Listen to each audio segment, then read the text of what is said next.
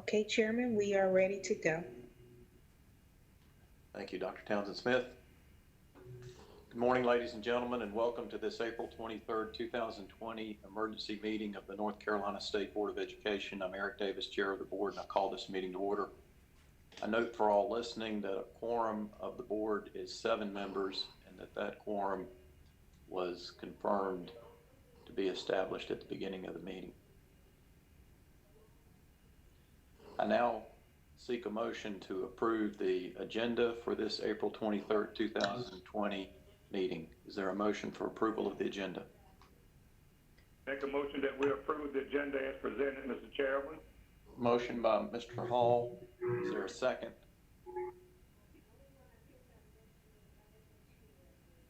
Second, JB. Second by Mr. Buxton. Dr. Townsend Smith, please call the roll to capture the vote. Yes, sir. Mr. Buxton, Yes. Dr. Oxendine, Yes. Ms. Keenan, Yes. Mr. Keenan, Yes. Mr. Hall, Yes. Dr. Tipton Rogers, Yes. Ms. White. Yes. Another check for Mr. Chasteen. Mr. Chasteen? Mr. Ford, Yes. Lieutenant Governor, Yes. Vice Chair Duncan, Yes. Chair Davis. Yes. It's unanimous. The motion carries. We have an agenda. Board members are reminded that it's our duty to avoid conflicts of interest and the appearance of conflicts of interest as we handle the work of this board. Does any member of the board know of any conflict of interest or any appearance of conflict with respect to any matters coming before us at this meeting? If so, please state them for the record. If during the course of the meeting you become aware of an actual or apparent conflict of interest, please bring the matter to the attention of the chair. It will then be your duty to abstain from participating in discussion on the matter and from voting on the matter. I note for the record that the board will take a roll call vote on all items requiring action at the end of our agenda.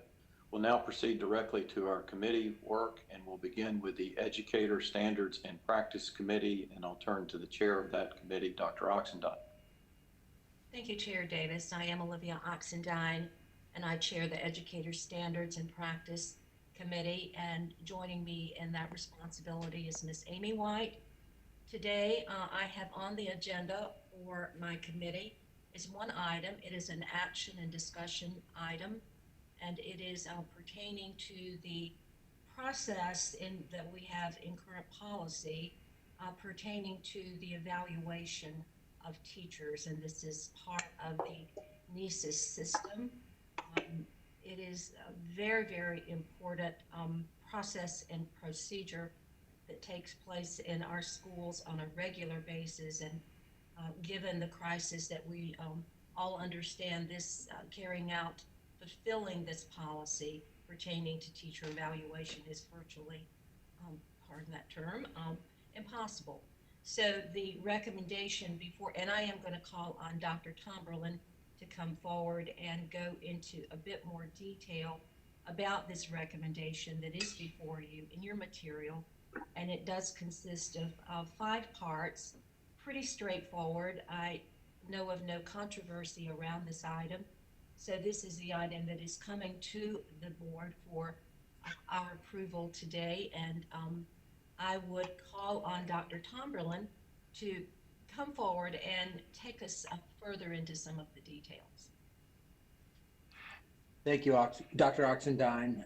Good morning, members of the board and advisors. So educator evaluation has been a critical issue with the field, and we have finally arrived at some guidance for the field in relation to how the educator evaluation will be completed for this year.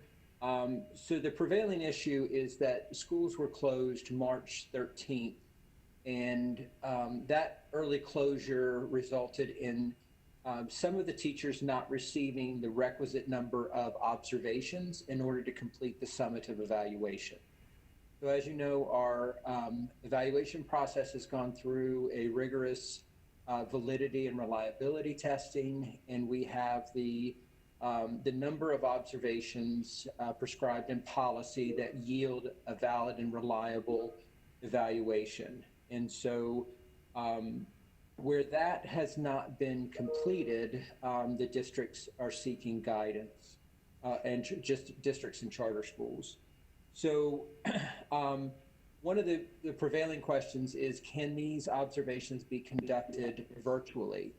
And in this guidance, we answer that question, no, that the instrument has not been validated for online instruction. And so therefore, we can't guarantee the validity and reliability of the results that would result from that observation in that modality.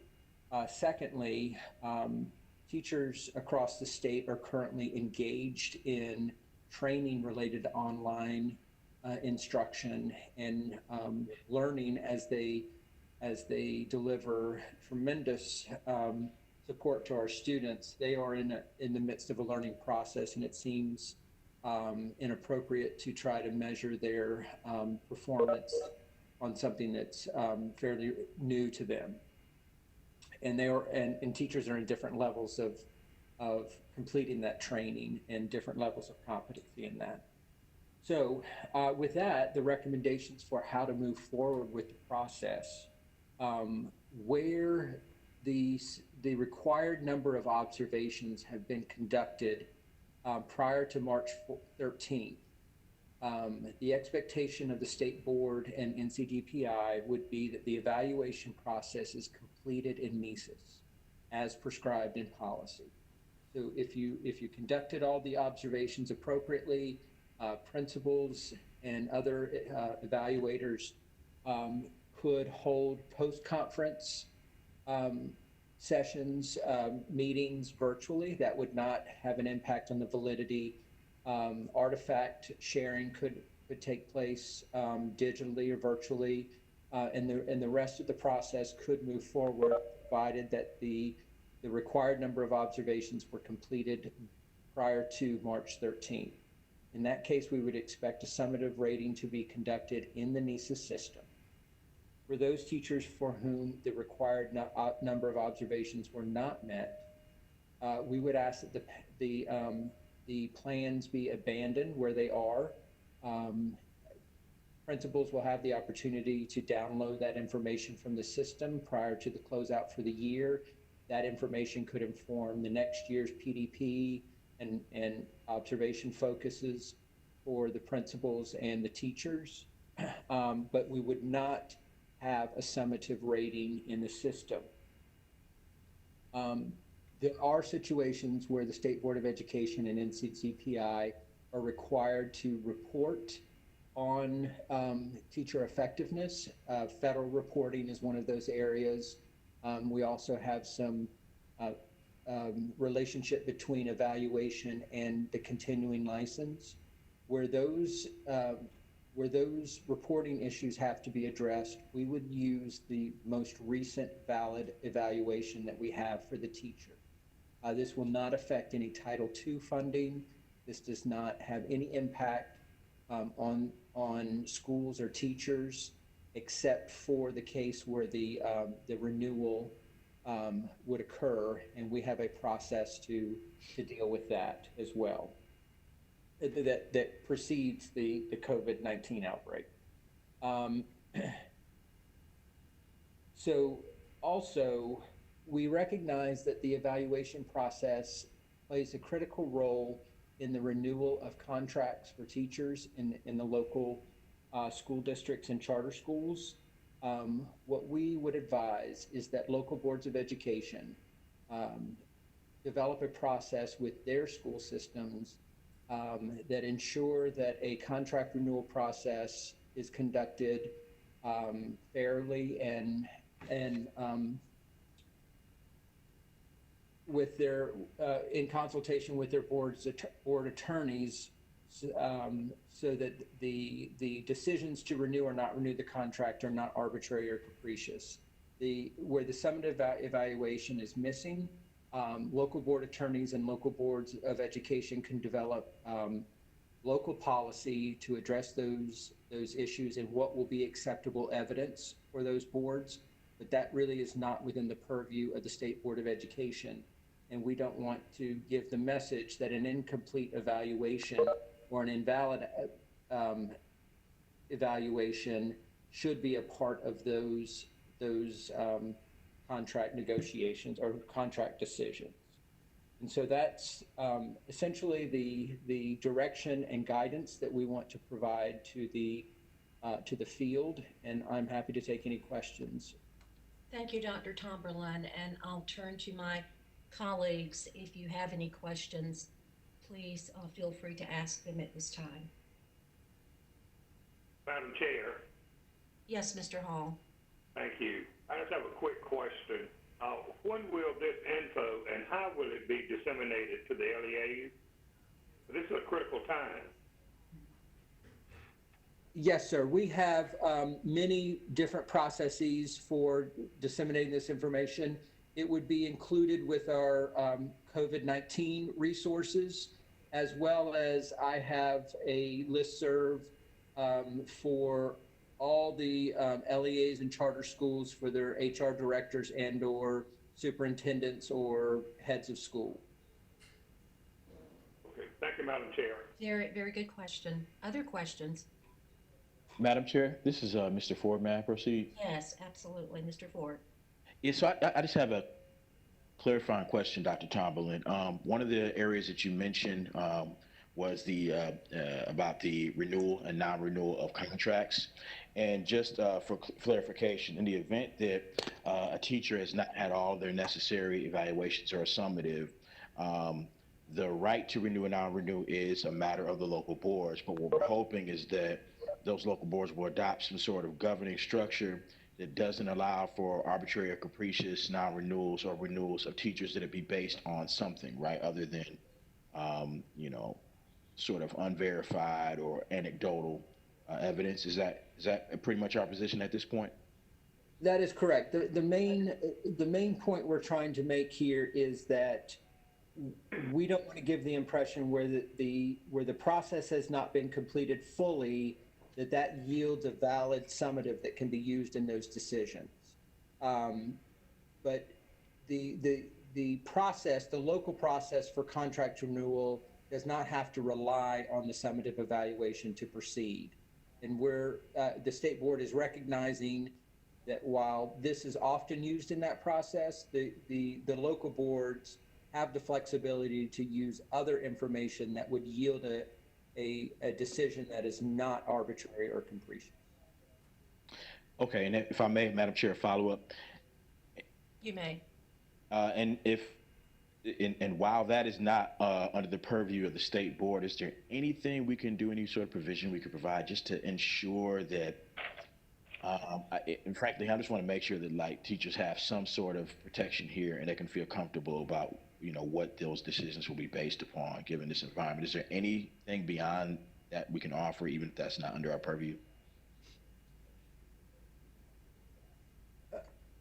I would defer to the board itself as to whether it wants to issue some kind of statement of what might constitute a valid and reliable process, but I don't have any, I mean, I'm not prepared to bring you recommendations today about what that would look like. Dr. Tomberlin, this is Eric Schneider. Just to chime in response to Mr. Ford's question, certainly school districts and charters will, in this unique time, need to consider best HR practices in order to make responsible, well-informed decisions with respect to renewal and non-renewal. I know that attorneys and HR directors across the state have been engaged in very thoughtful work in order to make those decisions in ways that are in the best interest of students and will protect protect teachers and their performance in the classrooms and make solid decisions to present to local boards for make well-informed recommendations to the local boards for decisions for renewal and non-renewal to the extent the board, as Dr. Tomlin indicated, has a desire to put forth some additional best practices, that's something that we can engage in another time if you like. Thank you both for that. Those are very good questions. The scenario the board does not want to hear about, and I don't think we will, is that the COVID is becoming the context for making not the best decisions in terms of personnel decisions and rehiring. I think the more we capture the discussion that we have just had the last 5 minutes, the more the department captures those concerns and puts those concerns in writing to the field, I think the message will be received well. This is a very good set of recommendations. It certainly demonstrates a lot of thought, reflecting concerns from the field. And I would ask one final time if my colleagues have other questions that you would like to pose at this time. Dr. Oxendine's JB. Madam Chair? That's Mr. Buxton. Just a clarifying question. I feel good about the policy as I understand it. It's about the folks who've not had all required observations. And so for, as I read it, reporting, research, licensure, renewal reasons, we would default to the most recent valid summative rating.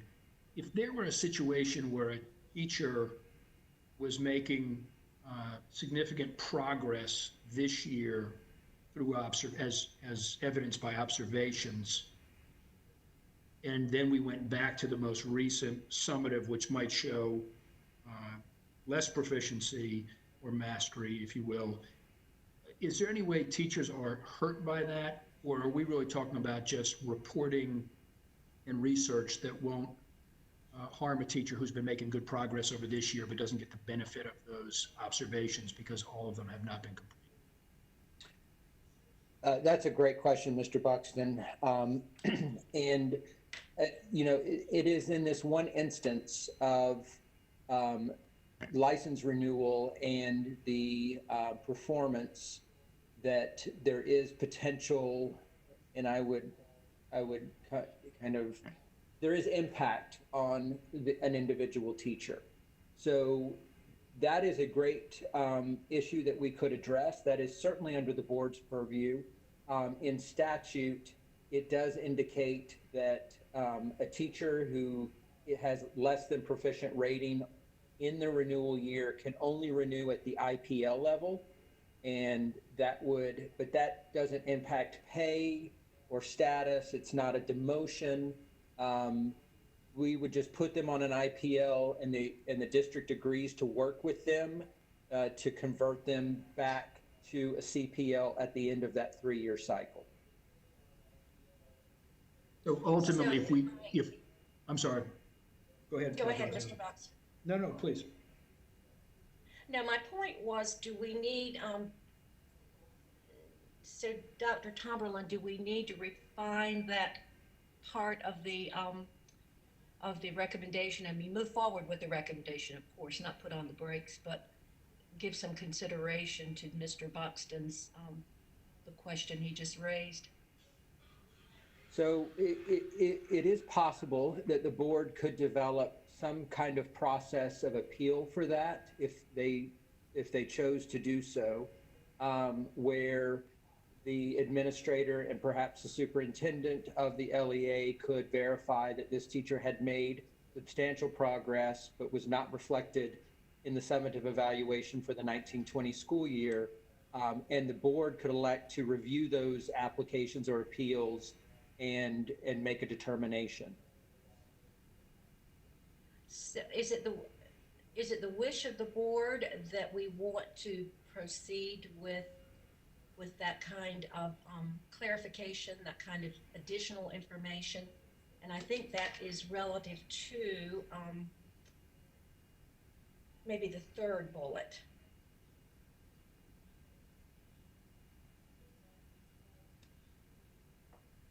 Mr. Buxton, what What Yeah, would you that, like? I was thinking about that third bullet. I appreciated Dr. Tomberlin's response and clarification. What I'm not sure is if that's something ultimately we would need to address with our legislative partners, since he mentioned statutory language, and that we wouldn't be able to take care of it here unless the suggestion is we add some kind of appeals approach for folks who may be caught in the situation Dr. Tomlin described. Yes. Dr. Tomberlin, could you and Mr. Schneider get together and maybe give some thought to an appeal process and bring it back to the board? I don't know how soon you could do this, but so that we could address it and act on it as soon as possible. We certainly can do that. I don't want to speak for Mr. Schneider, though. Mr. Schneider, could you chime in? Absolutely. Tom and I will put our heads together. That sounds very good. Thank you very much. I believe I have, Dr. Emery is in the audience. And Dr. Emery, do you have a comment regarding this particular item? Thank you, Dr. Oxendine. I just wanted to chime in on the issue of the guidance that we might provide to the LEA and the questions that Mr. Ford raised. I think that we could, if we wanted to and the board was so inclined, include some cited research on the components of a strong and effective evaluation system, which always include clear expectations. And I would share the concern that at this point in time, we might want to gently offer our guidance so that folks aren't creating expectations in April or May that teachers are held accountable to, that retroactive to August. And I'm hopeful that most LEAs already have those things in place. And even to Mr. Buxton's comment, if I'm making improvement, that there would be good documentation through an action plan or some other process to document that I had made improvement over last year's summative. But in all things, I would caution us to be sure we make the point that whatever expectations were set to evaluate, observe, make judgments about teachers, that those were set well before today, next week, so that folks have known for the entire school year what's expected of them. Okay, that's very good. I'm trying to, in my mind, I like the idea of the research component to support consideration by the local boards and board attorneys with regard to contracts and renewal and contracts. I'm thinking that we might want to have attached to information that is sent out of the department by Dr. Tomberlin in his office, that perhaps that additional information, research-based, could be added to the documentation that he shares with the field. How does that sound? Yes, ma'am. I think there's multiple models we could use and share just as examples. I like the idea.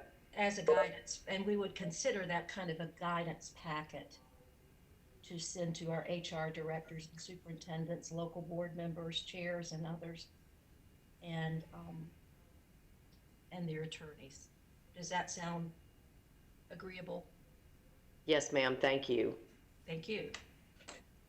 Madam Chair. Other questions? Madam Chair. I hear a friendly voice out there. Is that? Yeah, it's Tabar. Yes. It's Tabar Wallace, madam. Go right ahead, Mr. Wallace. Could you please include in that guidance in regards to BT3s? BT3s have to have a mark of proficient in all standards, and to convert to the full license. Could you please add that in there as well? Because if they were marked developing during their BT2 years, then we have no way of going back and amending that if they made progress, so they can fully clear that. Okay, that sounds great. So Dr. Tomberlin, Mr. Schneider, I'm sure that you are catching these additional points that you will add into your information that you're going to bring back to the board with regard to the appeal process and considerations around that. Yes, we will work with Dr. Cynthia Martin in educator support and her folks who monitor the BT process around the state to develop guidance for how the beginning teacher support will work in light of the fact that these evaluations won't be able to be completed according to policy. I do have to say, Mr. Wallace's point is very germane, given that the vast majority of teachers who will not have a completed evaluation are our beginning teachers because the observation requirement is so much greater for them. Absolutely. That's such a good catch. Thank you, Mr. Wallace. This has been a very, very good discussion. It's so necessary to have the expertise from the field to join into these discussions because the insights just make for better guidance to the field and better policy. So unless I have other questions or concerns from my colleagues, I will say I will turn it back to you, Chair Davis.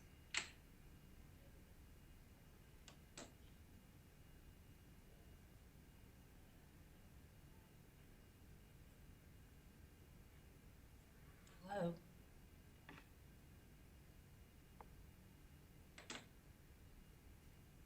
You 1 second. Mr. Keenan, were you able to hear me? Now we can hear you, Now we can Chair hear you. Davis. That concludes my report, Chair Davis. Okay, thank you. Thank you, Dr. Oxendine. And now I recognize Mr. Keenan, Chair of the Healthy Responsible Students Committee. Mr. Keenan. Good morning, everyone. I'm Mr. Reginald Keenan, Chair of the HRS Committee, along with Mr. Alan Duncan. We have action on first reading. We have COVID-19 athletic policy considerations. I think Dr. Essig is that one going to be talking about that, Deanna? Yes, sir. No? Yes, sir. Can you hear Okay. me, Mr. Keenan? I can hear you. Yes, Dr. Essig and Dr. Burrows will be addressing this before the board today. Okay. Thank Proceed you. on. Thank you, Mr. Keenan. Good morning, Chairman Thank you. Davis, Superintendent Johnson, and board members. I have two items that we're bringing to you today for consideration related to interscholastic athletics, the Athletic 001 policy. I will speak to the first one, and then I have with me Dr. Kevin Burrows, the sports medicine and family practice physician from Cabarrus Family Practice, who will speak to the temporary extension for pre-preparation participation physical. The first item for athletic eligibility, given the changes in grading and end-of-year COVID-related grading changes, we are proposing a one-year change to the academic eligibility guidelines set forth in the policy.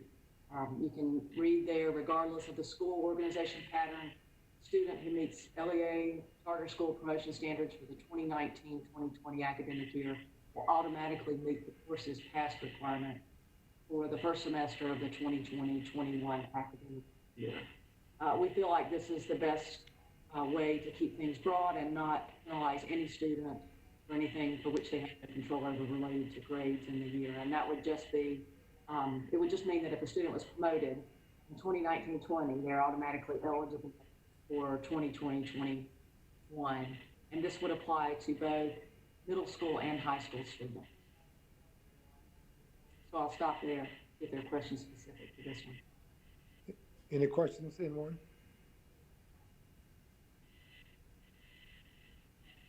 If not, thank you, Dr. Essig. Okay, and thank you. And then the second item is a request for an extension, a temporary extension of the policy requirement for a valid pre-participation examination in order to participate in athletics. And again, we have with us today Dr. Kevin Burrows. He is part of the North Carolina High School Athletic Association Sports Medicine Committee, and he's going to just go through what this would look like for an extension of the exam. Dr. Burrows? Okay. Thank you, Dr. Decid. Thanks everyone for allowing me to come in and hopefully give you guys some information in regards to this recommendation and to see if I could answer any questions that anyone would have for it. The High School Athletic Association is looking at, as everybody else from the healthcare world right now, of how do we try to handle the needs going forward from here. And this time of year is when most people are getting their pre-participation exams obtained. And we are obviously not able to handle the capacity for being able to do these, and mass gatherings, as are done in several areas, are not going to be able to be done this year because of the restrictions and social distancing. So what we have proposed is typically we would allow the physical to be good for 1 year. And what we have proposed is that anyone whose physical, much like what you see above as far as academic eligibility, if their physical was valid during the course of the 2019-2020 year, that it would give basically a 1 year extension to that. However, if someone had not had a valid physical, so let's say someone did not play sports this past year, they would need to obtain a new physical before undergoing sports activity for the upcoming year. So essentially, we're trying to give those people who are current and valid a 1 year extension. Those who have not been evaluated would still need to be evaluated prior to beginning sports activity for this upcoming 2021 year. There is some medical validity with this. The National Monograph, which is put out by several organizations, has allowed for physical exams to be done anywhere between really 1 and 4 years. And these will be some things that we will be looking at and potentially addressing upcoming as well. But the current thing that we are proposing would be to extend for 1 year, with the exception of if they do not have a current valid one before this academic year, they would have to obtain one before next year. And I'll stop at that point and ask if there are any questions. Any questions? Mr. Chairman? Go ahead, yes? Wendell Hall. Go ahead, Mr. Hall. Fine, sir. I have a couple of comments. I serve on the North Carolina High School Athletic Association Board of Directors, and as a representative of the North Carolina School Board Association, a non-voting member. But I'm truly pleased with this proposal in helping these student athletes. I think that's the best thing for them at this point in time. But I do have a question about, suppose there's a parent who wants a physical done themselves. Is that okay without having to go on last year's, the PPE? Yes, sir. They would be, obviously any parent who, and ideally we would like for these people to be getting ongoing health care throughout the course of the year with their primary doctor. And right. If they were in with their primary doctor and they were able to obtain a updated physical, that is perfectly fine. And it would just go forward just like any other one. This is just affording those who may not have that opportunity to be able to get in the ability to still be able to play sports next year. Because a lot of these athletes end up getting them in the mass physicals. Like let's say a high school does a full day of physicals or a hospital system does a full day. Those aren't going to be offered this year. And what we're trying to do is to get them over until next year, because I doubt that they're going to get postponed. They're probably just going to get pushed till next year, if this goes through. Now, this extension for the PPE is for middle school and high school. Ellen? Yes, it would be for both. Is it for middle school and high school student athletes? Yes, sir. It would also be for middle school athletes as well as high school athletes. Thank you so much, Mr. Chairman. Thank you. Any more questions or comments? If not, Mr. Chair, that concludes the HRS committee report. Okay, I'm sorry, Ellen, were we supposed to do the, about the form as well? No, that will be at a later board meeting. Okay, great, thank you. Thanks so much. Thank you, everyone, for allowing me to chime in on this one. Thank you, Dr. Barrow. If no other comments, we'll conclude the committee reports for HRS. Thank you, Mr. Keenan. I now recognize Mr. Buxton, Chair of the Student Learning and Achievement Committee. Mr. Buxton. Thank you, Mr. Chairman. And I'm joined on the Student Learning Achievement Committee by Dr. Olivia Oxendine. We have two agenda items today. The first is a new business item.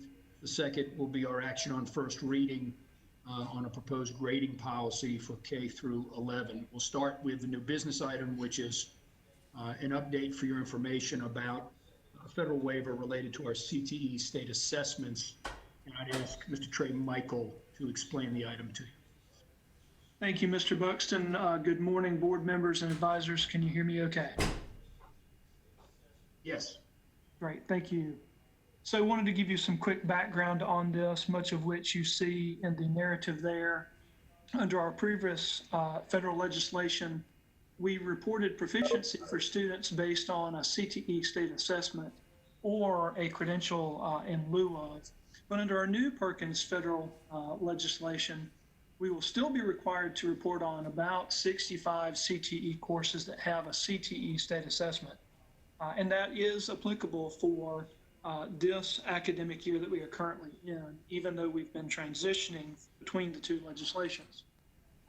So in order to verify that the U.S. Department of Ed and the Office of Career, Technical, and Adult Education would allow us as an agency to waive this requirement, which would align to previous board action, I did send the attached communication to our regional Perkins coordinator, and they did reply with confirmation that we would only be required to report on the number of participants and concentrators for this academic year.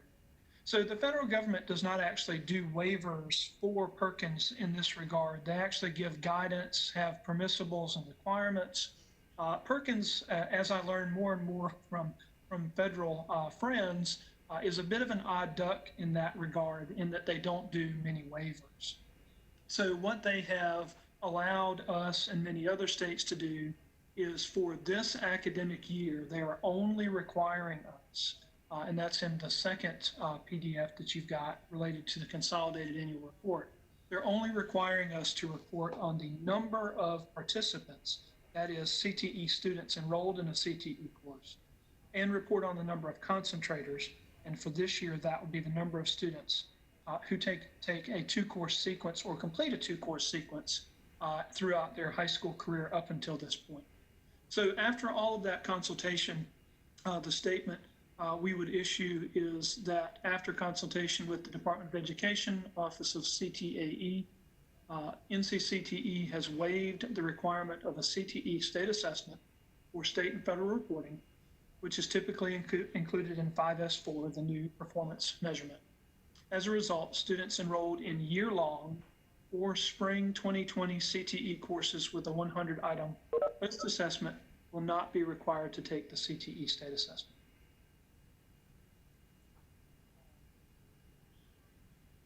Thank you, Mr. Michaels. Board members, again, this is not an action item.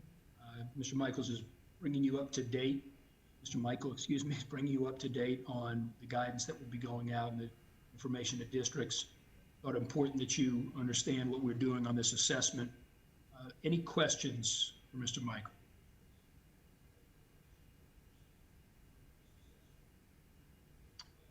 Hearing none. Thank you, Mr. Michael. We'll proceed to SLA 1, our action on first reading item. This is our grading guidance. Board members, you'll remember that on March the 27th, I believe that's right, we had come together and first voted on a recommendation from the department about elementary, middle, and high school grading, and then a specific policy around seniors, with the caveat that the department would come back to us with additional guidance as we gain more experience from this COVID-19 situation and more sense of what the semester was going to look like. We are back in that situation, looking at K-11 and grading guidance for our districts. I'm going to ask Dr. Shaw Coltrane to come up and explain the background on this, the recommendations the department is making on grading guidance for K-5, 6-8, and 9-11, to talk about some of the policy ramifications and also address some of the parties that have been involved in the development of this policy, which I can tell you has been a significant undertaking by the department and partners to come up with what we are going to consider today. I'd like to follow her presentation with clarifying questions from board members to make sure we're all on the same page on what this says and communicates to districts. And then I'd like to ask for any comments or observations that folks would like to make about the policy itself. So moving in that direction, let me turn it over to Dr. Shaw-Coltrane.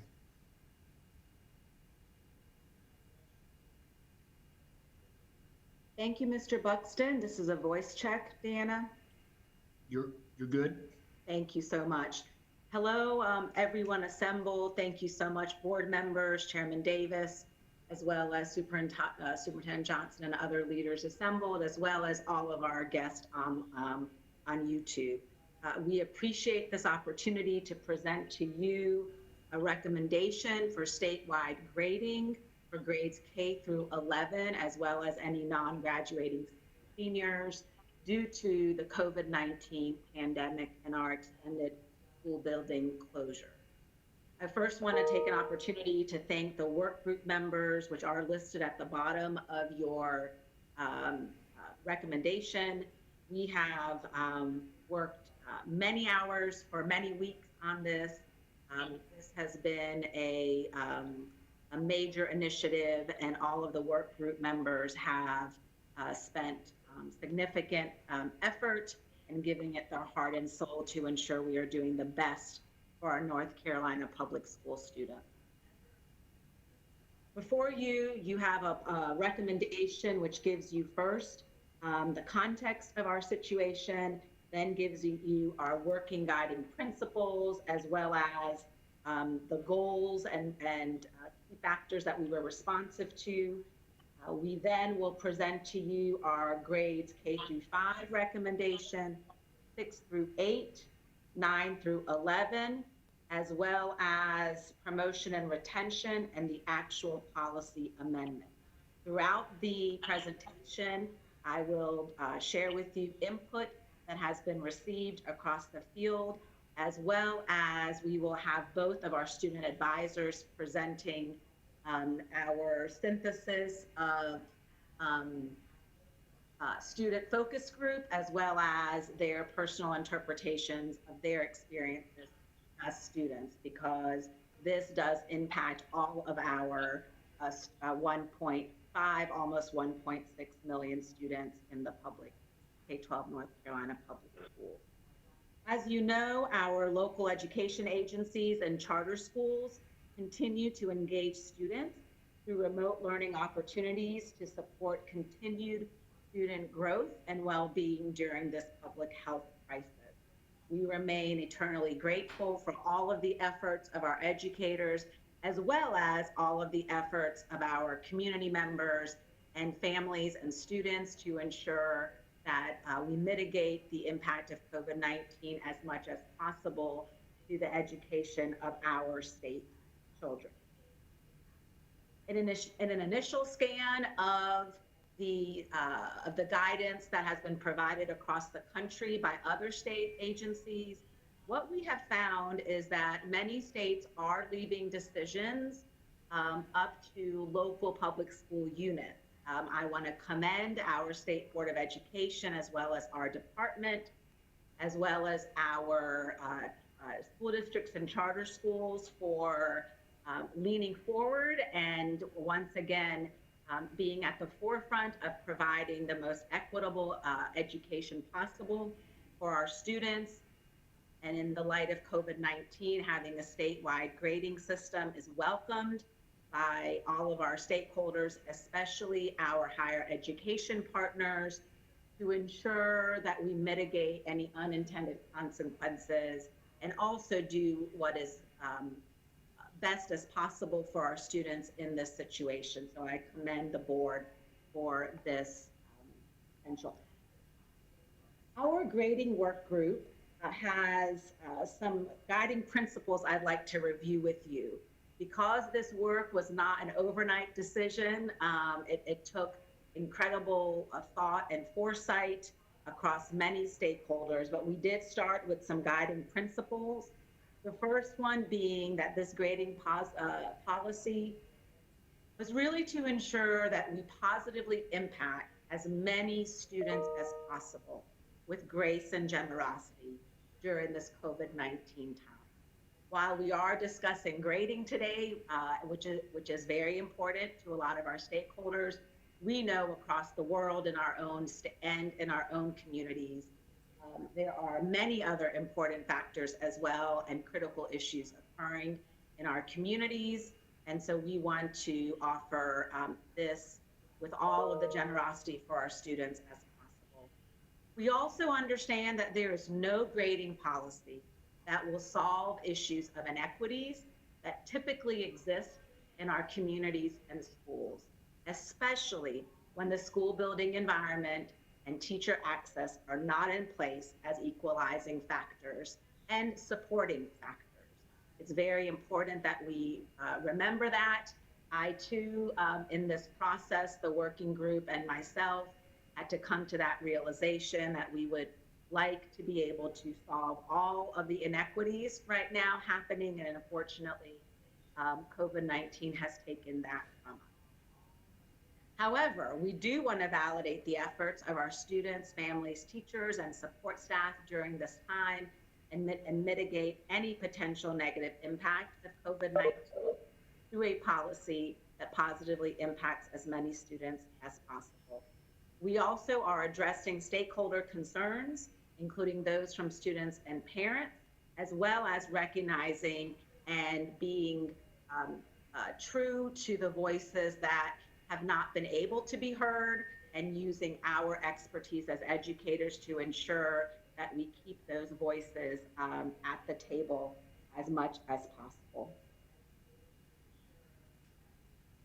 Our recommendation that will be presented to you in a moment is responsive to the idea of providing feedback and engagement to support student growth and well-being, not just our evaluation of coursework. Equity we took into consideration, and this policy is responsive to equity and excellence issues regarding access to learning environment, home environment, as well as student growth and achievement. We are responsive to the fact that we can be equitable as well as responsive to excellence at the same time. And again, ensuring that we extend grace and generosity through flexibility. Our recommendation, which we will present in a moment, for grades 9 through 11, offer student choice and the greatest flexibility possible to ensure that LEAs and charters alongside with their students are able to respond to student context during this COVID-19 experience. Our K-8 proposal ensures that we are focusing on documenting strengths and needs of our students, both from the academic and the social and emotional perspectives, to ensure the most effective transition into re-entry when we are able to do so. We received and sought out significant feedback. And at the end of your document, you will have a list of all of the input that we have received and sought after. We have received input from all of our SBE student advisors, as well as Superintendent Johnson's student advisors. We have spoken to district superintendents, charter school leaders. We considered several organizational recommendations. We spoke with UNC system admissions directors, North Carolina independent colleges and universities, our CAO advisory group across the region, principal and teacher advisors, and have been contacted by many families and students from the public. Our feedback has been varied. However, students of diverse backgrounds clearly state that options for high school grades were necessary to meet the needs of the variety of students. I now would like to introduce to you one of our student advisors on the state board, Meredith Gaskell, to share with you a summary of our student focus. Meredith? Yes, ma'am. Can you hear me? Yes, we can. Okay, perfect. Last Friday, April 17th, a group of students from North Carolina virtually met with Dr. Shaw Coltrane and Chase James to discuss our perspectives on the grading decisions for K through 11. Nate and I were among other students who had thoughtfully and eloquently considered their own situations and situations of their peers while deciding what their opinions of the next steps should be. Today, I would like to share with you a few of the stories and comments heard from students around North Carolina. One high-striving, academic-focused student said she had never before had to deal with this many distractions while doing her schoolwork. Often, while working on homework or participating in an online Zoom class, her little siblings will run into her room and ask for her help on their homework or ask her to play. She said the amount of extra distractions on a daily basis with family life, news, and lingering thoughts often caused her to not be able to fully focus on the task at hand. She even said that in one of her classes where she was making high 90s before COVID-19, her first online test left her with a 75. Another student from rural North Carolina said he struggles with securing a reliable internet connection to do his schoolwork and also taking care of his grandmother during this difficult time.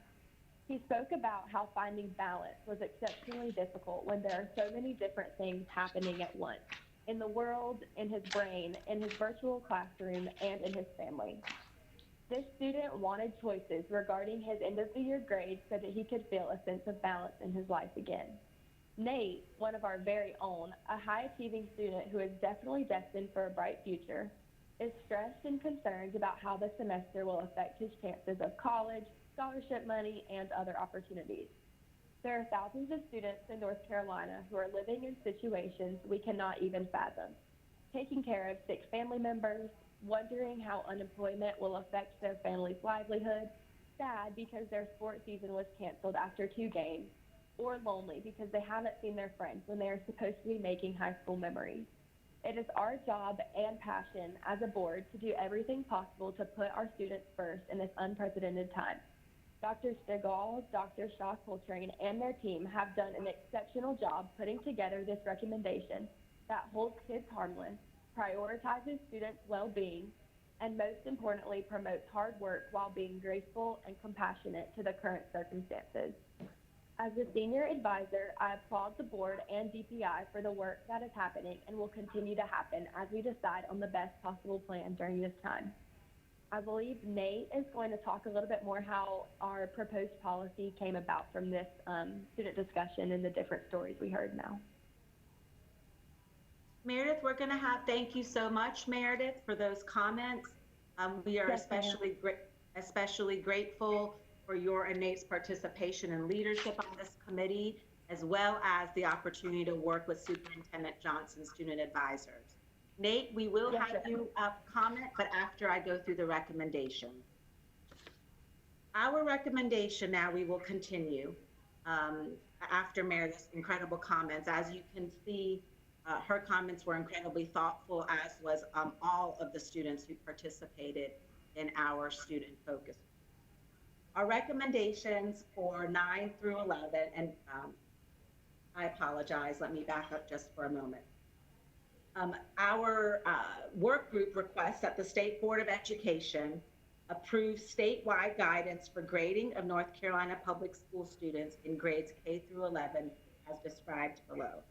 In grades K through 5, we recommend that students receive no final grades in K through 5. Instead of a final grade, teachers will provide year-end feedback for students and their families regarding learning from the full academic year in whatever format is determined locally. Teachers will document individual strengths and needs from both an academic and social emotional perspective to ensure an effective transition from the spring 2020 remote learning process to the 2021 academic year. We believe this is absolutely critical because we do not understand what is happening in every student's home environment. And that is absolutely critical to ensure, from the whole child perspective, that we document and are able to share that with our teachers for next year. For grades 6 through 8, our recommendation is that all students will receive a PC-19 or withdrawal, a WC-19 for final course grades. If you recall from our senior grading policy, NCDPI established 2 new grades within PowerSchool that are pandemic specific, PC-19 or withdrawal. A student's grade will be held harmless for learning after March 13th. A PC will be assigned to any student who is meeting expectations as of that date, or who was able to work to improve their learning throughout the remote learning process and was able to continue with their courses. A WC-19 will be assigned to any student who was not passing the course as of March 13th and who was not able to continue. Please note that a middle school course grade of WC-19 does not equate to failing, nor does it indicate that a grade retention should occur or that the course must be repeated. The grade WC-19 simply indicates a lack of evidence of the mastery of the content standards planned to be addressed in that course. Again, teachers will document individual students' strengths and needs from both an academic and social and emotional perspective, as they will in grades K through 5, to ensure an effective transition. Please also note that students, middle school students who took high school courses will follow the grading options presented below, with the understanding that they will continue to follow our course for credit policy, that those grades will not be calculated into the GPA if the student chooses for a numeric grade. Mr. Buxton, would you like to pause here for questions regarding K-8 or for me to continue going into grade 9-11? I think that's a good idea. Let's go ahead and get any clarifying questions about K-5 and 6-8 to make sure we have understanding across board members. Yes, sir. Any questions? This is Olivia. I do have a quick question. I had thought about raising it at the end, but it doesn't really matter. It's a generic kind of question, if I may ask it. It's Dr. Oxendine. It doesn't, yes. Okay. The question has to do with, in this guidance, toward the very end, there's some discussion about decisions regarding retention, promotion, more or less left in the hands of the discretion of the principal and others at the school level. My question is this, should a principal, or is it wise, a best practice for the principal, if retention is a consideration, that decision would reflect the performance of the student prior and up to March 13th, is that correct? Yes, ma'am. I am happy with the approval of Mr. Buxton to go ahead and discuss promotion and retention, or I can wait after grades 9 through 11. Let's go ahead and hold that for a second, because I think it covers every grade. So I think let's keep that one, put a pin in that one, and once you finish 9 to 11, if you just go right into that, following that. Let me see if we have any other K-5 or 6 through 8 clarifying questions.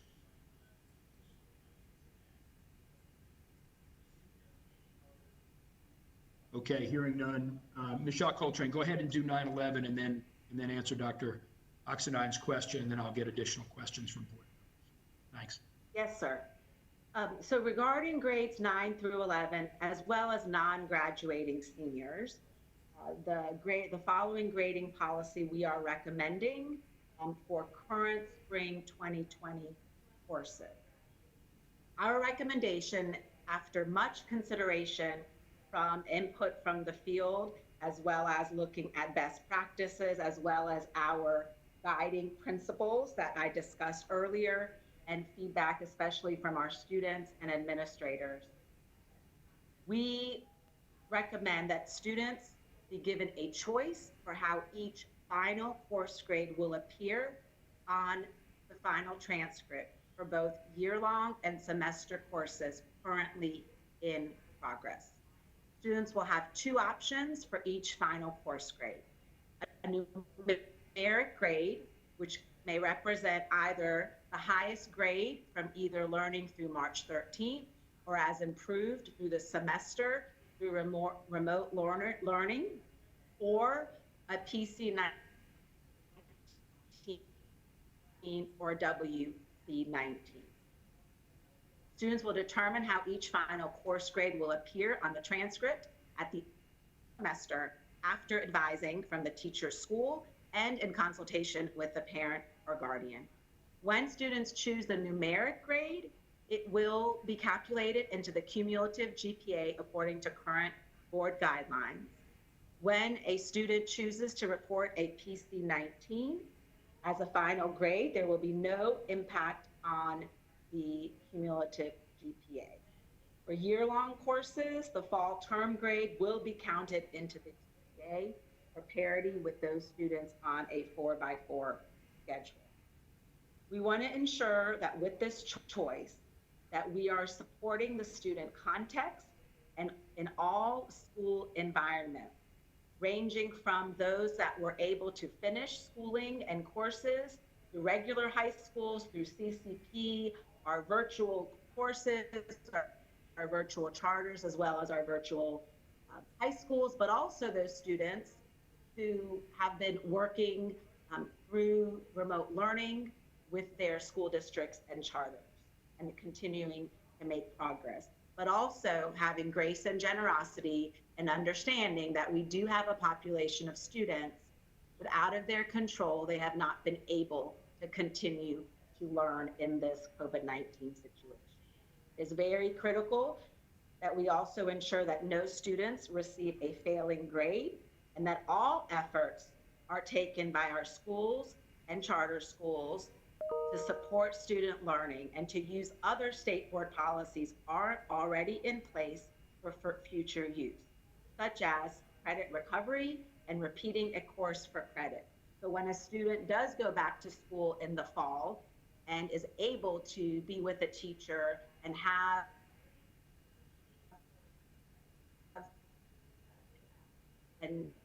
their home environment, school environment calmer, they're able to replace the past if they choose to. We will now move into student promotion and retention and then have Nate Oaktomberlin give us a few remarks from a student perspective. Student and promotion and retention, as Dr. Oxendine mentioned, will remain the decision of the school principal and staff. NCDPI strongly encourages that retention only occur and be considered for retention if the student was being considered for retention prior to March 13th and is still being considered for retention. And that there is a clear plan and effective communication and collaboration between the school and family to determine the most effective path forward during these extraordinary circumstances. Now I would like to pause to allow Nate Koch-Tomberlin, our other student advisor, to share his perspective regarding our options presented, our recommendation, especially grades 9 through 11. Nate? Thank you, Dr. Coltrane. First, I want to start off by thanking Dr. Coltrane and her work group for accommodating my recommendations as well as Meredith's and that of the work group of students that we worked with. All of our suggestions and problems have been greatly accommodated by her team, and I believe this plan is really going to offer the best opportunity for all of our students. So first off, I will share my opinion as well as that of the students that I was hearing through emails and our work group is that first off, it's a very important year for our juniors who are trying to meet requirements for college admissions, whether that be the minimum and the scholarships they wish to apply for. This has been accommodated through our grading system that's not going to hold students harmless. We're going to allow the students to improve their grade while using that March 13th as a benchmark that they can't go under.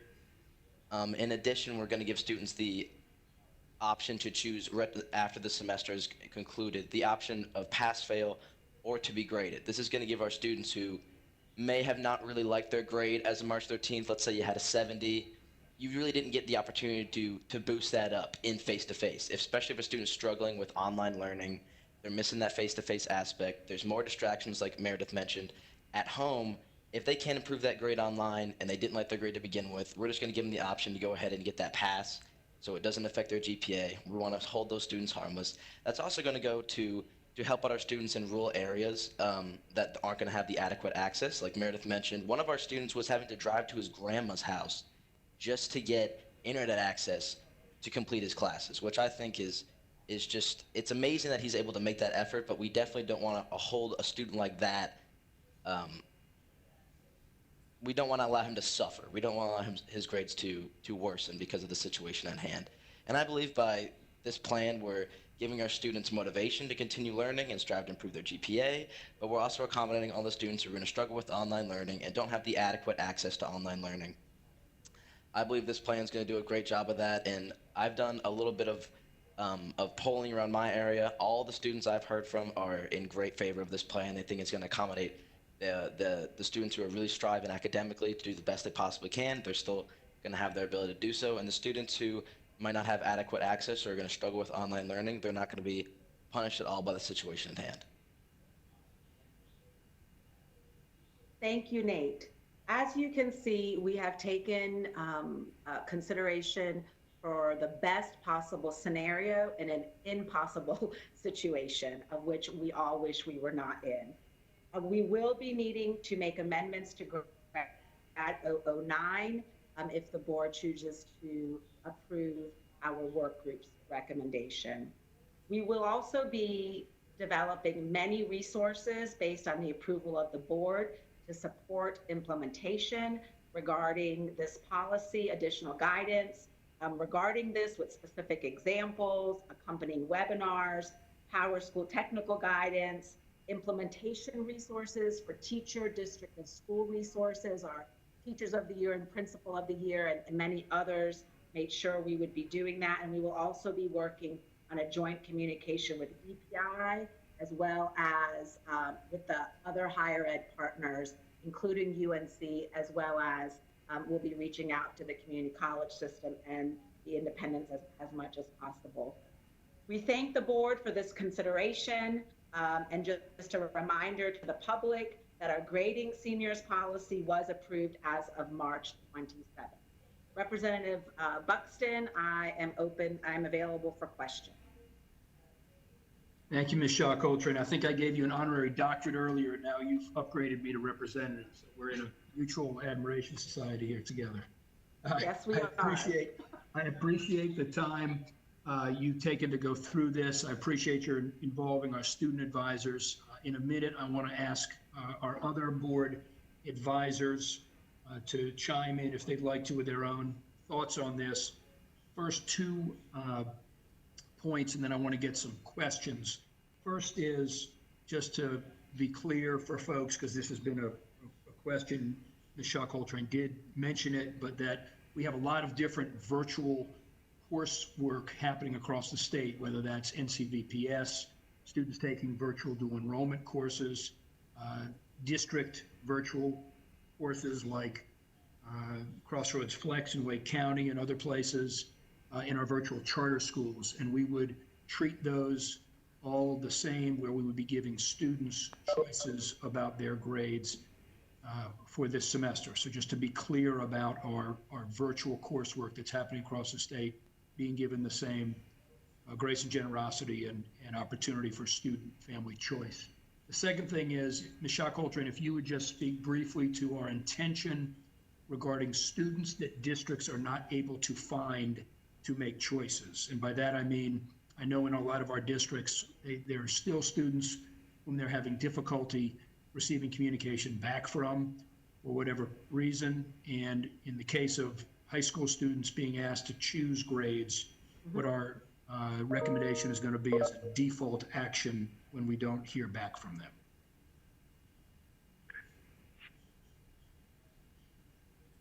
Yes, sir. We will provide this in our follow-up guidance documents.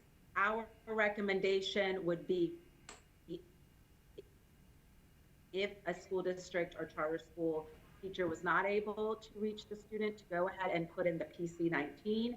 We will also work to determine a period in the fall when school buildings are open for face-to-face learning, where we can open that time period for teachers to work with students to change that grade outside of credit recovery and repeating a course for credit, because they would then have access to that student. I do not yet know the exact amount of time, but we will give them at least 30 days once school buildings are reopened. And then, of course, students, we would encourage all districts and charter schools to continue to work with students once they get back. I know there are already plans for summer enrollment, health crisis, and fall for repeating a course for credit or credit recovery, if a student wants to. I will say we've also encouraged our districts to be to think deeply about how, in the light of this scenario of the grading, which has varied in this since March 13th due to COVID-19 and remote learning, and that we are offering flexibility there, and that it does not have, how and all of the specific numbering and all of that in a grade book, all of that remains flexible. The key, this policy impacts the final grade, and we ask our teachers to have grace and generosity for our students and their learning environment. Thank you, Ms. Shaw-Coltrane.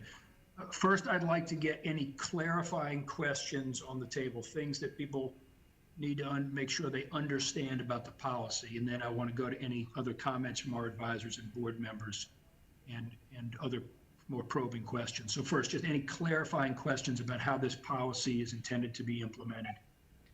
Mr. Buxton, this is Olivia. Please.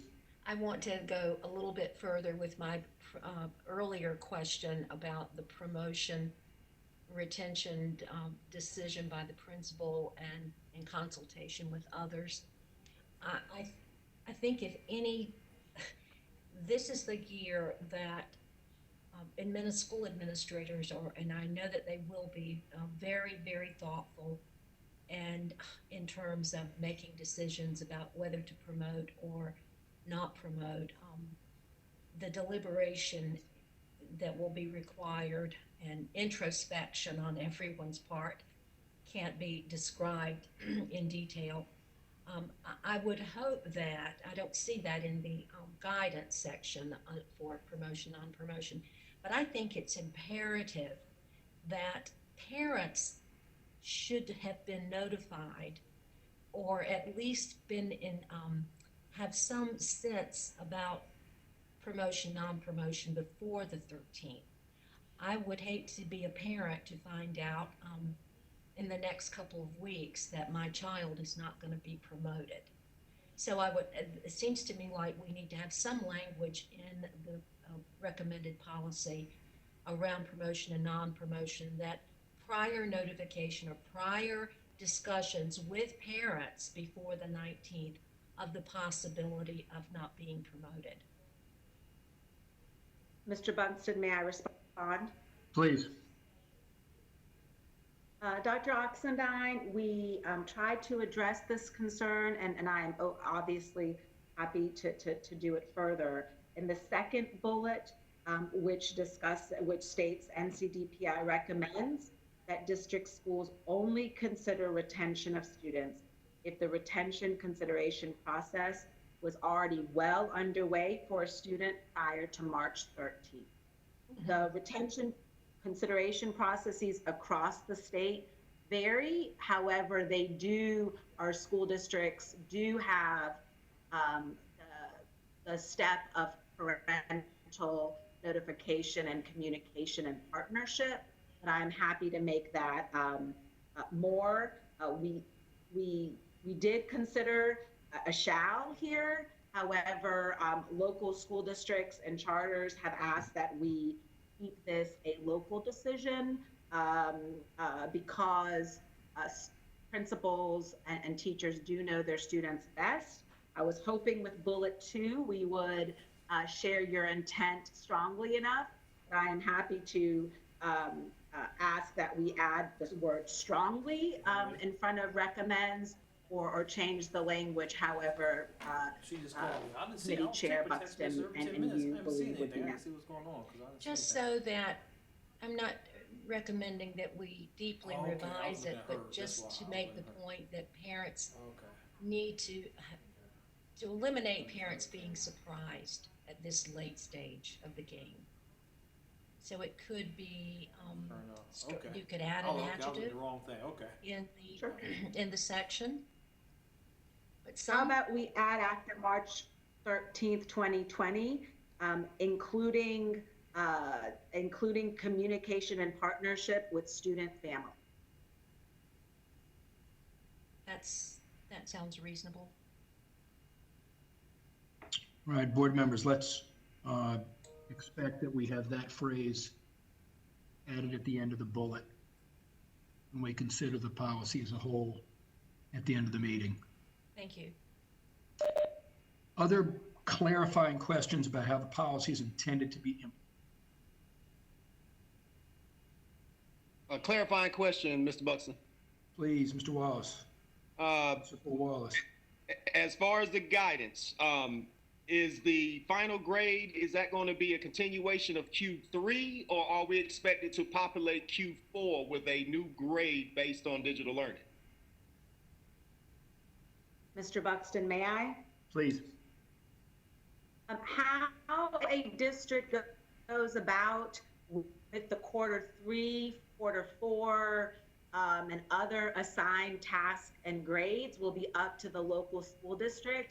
There is incredible variance in how school districts have determined grading as well as learning expectations because of the remote learning factors as well as other conditions.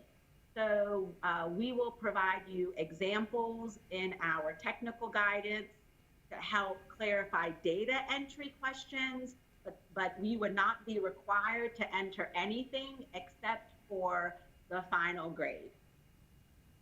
Okay, and I was concerned with that because without having the end of grade assessments, i.e. EOCs or the NCFEs or final exams, I know in my district that's 20% of their grade. And that is coupled with Q3 and Q4. I just was unsure, did you want us to do Q3 enhanced and prove that the kid continues to work? And that will keep us aligned throughout the state across all 115 LEAs. It's just a suggestion.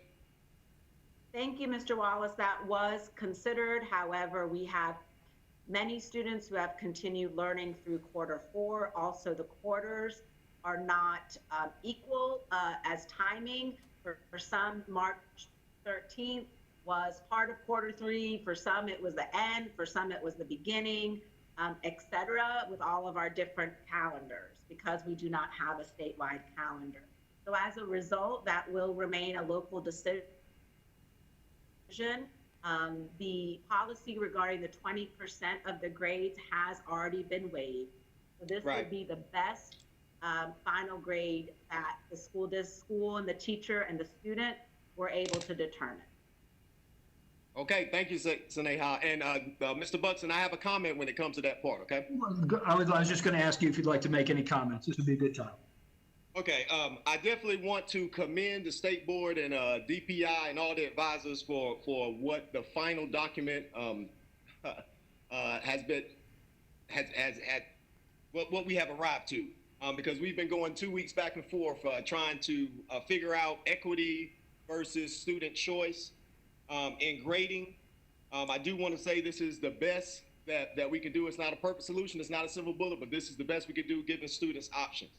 I do want to say, and I do want to charge the principals across this state to really, really look at your students because you know your kids. Please look at your kids that do not have the access to internet, to resources, technology devices, teacher assistance, direct instruction, home environment, and work obligations of the family. please keep these students in mind, because we do not want this to become a consolation instead of a choice. So we want to make sure you reach out to those kids, and all the principals know what I'm talking about. We have kids doing written packets because they cannot access the internet and get to their teachers. Please make sure that you keep them in the forethought of your mind, and make sure you reach out to them so they can take advantage of enhancing their grade just like everybody else, so we can complete the charge of each and every of our state board bylaws and constitutions. So principals, please take care of those kids. But other than that, such a great job, DPI, such a great job, State Board. I couldn't be happier right now. Principal Wallace, thank you very much. And thank you for the reminder every time of why we voted you Principal of the Year in this state. Thank you, Mr. Buxton. A couple years ago. Let me ask any other advisors who would like to make a comment to do so, and then I'm going to ask board members for additional questions and comments. Just open it back up. Any other advisors who would like to make some brief comments here? This is Mariah. I could make a comment if it's an appropriate time. Please, Ms. Morris. Yeah, so when looking at this option that is offering student choice, we have to understand the context through which this policy is going to trickle down to districts. This is historically very different from most grading policies or policies in general that LEAs have received, in offering so much individual choice. If we're thinking about per child, per course, this is really changing the way we look at a lot of our state policies. And so I think a huge part of if we go forward with this choice is going to be the communication piece from the state level for the implementation. I think that's going to make or break this policy. Right now, what I'm hearing from the field as I talk to teachers and district leaders is they are almost craving the state to come down and say how it is going to play out in terms of grading and some of these larger concerns. And so with this choice, I think that we have to be very cognizant of the fact that so much variation has happened to teachers, to students, and to schools, that we need a very layered communication piece. I talked to Sneha about having a three-pronged approach to communication geared towards students, and language that is friendly for families, communication geared towards schools, school leaders and teachers, communication geared towards districts, with a large push for what Tabari said, to reach the students who are not connecting right now. So we're offering a choice to students who are not physically present in a school building, and those students who might lose out are the students who can't connect. So we have to think as a state how we're going to get this information to those students who are not connecting remotely. Mr. Buxton, I could respond to the communication plan if you would like to. Please do so. I think it's a very important comment. Absolutely. After speaking with our principal and teacher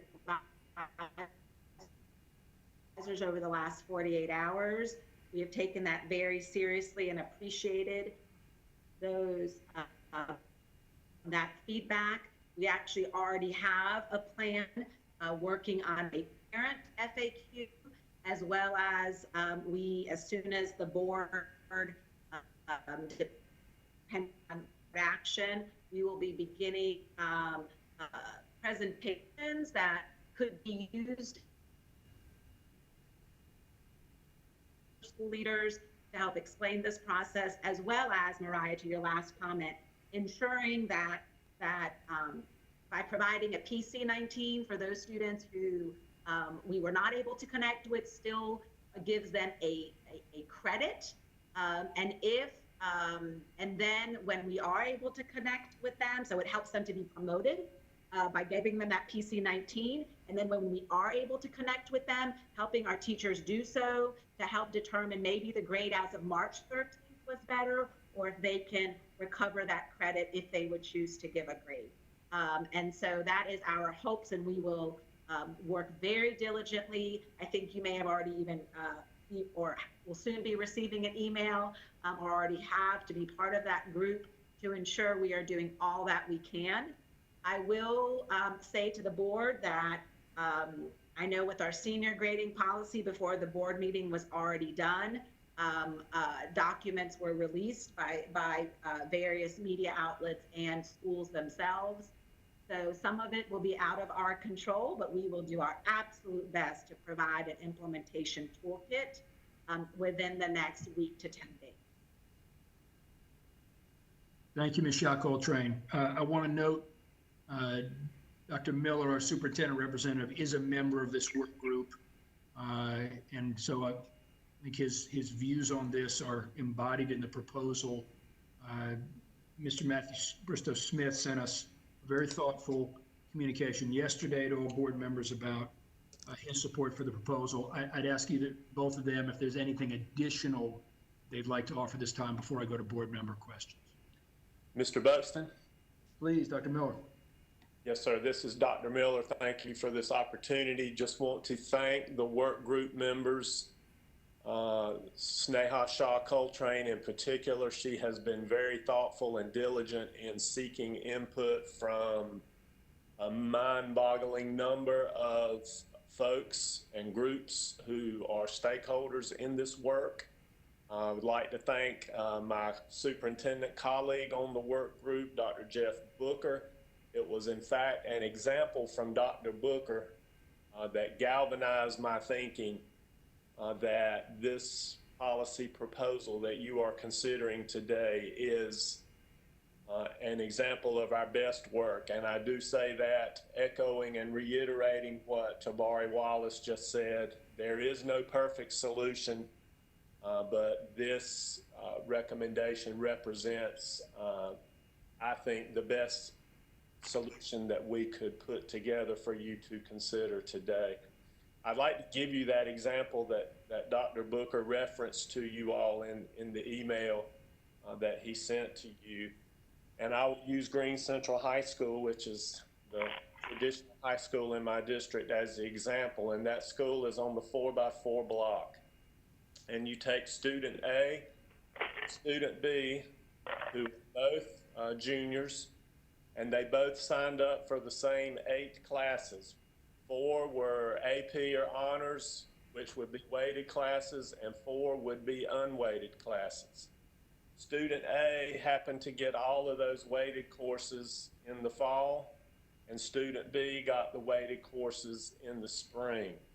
Both students did great work and got A's for all of their work. But if we only considered pass-fail for the spring semester, student A would end up with a 4.25 GPA and student B with a 4.0. And moving forward into next year, that would be the senior year and the time that those students would be applying to admission to college and seeking scholarships. That would just be flat out unfair. So I think that example was the one that galvanized my thinking, at least for me, and caused me to believe that this proposal that we have put in front of you to consider today represents our best work. Thank you. Thank you, Dr. Miller. And last, Mr. Bristow Smith, any comments you'd like to make? Thank you, Mr. Buxton. And I would first like to echo the gratitude that's been expressed to Sneha Shaw-Coltrane and the many stakeholders with whom she has worked to try to bring the board a policy that reflects best case scenarios for each and individual student in the grades 9 through 11 in North Carolina.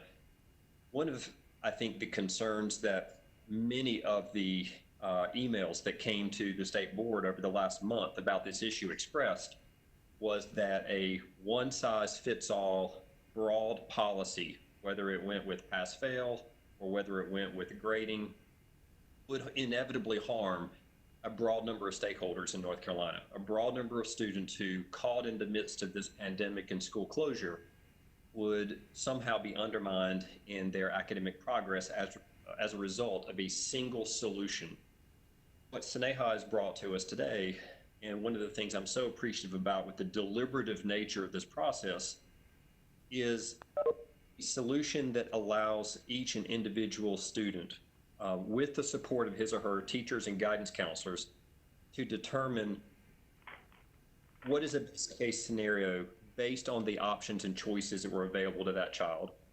If there's anything that the pandemic has truly highlighted, is that broadband access is the new homework gap in North Carolina, that the levels of inequity and non-academic factors that impact students in North Carolina are so highlighted in this environment. There's a reason that so many students come to school and don't do homeschool in North Carolina, because the school environment is the pathway to opportunity for them. And so it's got to be said up front and made crystal clear that we are not standing on a level ground in North Carolina right now in terms of equity. But this policy does, within the architecture of grades and the architecture of promotion and the architecture of the system that we're in, allow best case scenarios for each individual student. So I'm deeply appreciative of that. Mr. Buxton, I would like to add another word of guidance. In this, to my friend Tabari and to his kind of charge to principals upon North Carolina, this discussion really is about how we wrap up spring semester of 2020. But we also need to be really mindful of what fall semester of 2020 looks like when these students return to school. And effectively, many students will have had 4 to 5 months out of school. They will have 4 to 5 months of non-academic experiences, not being in a school, not being in a classroom.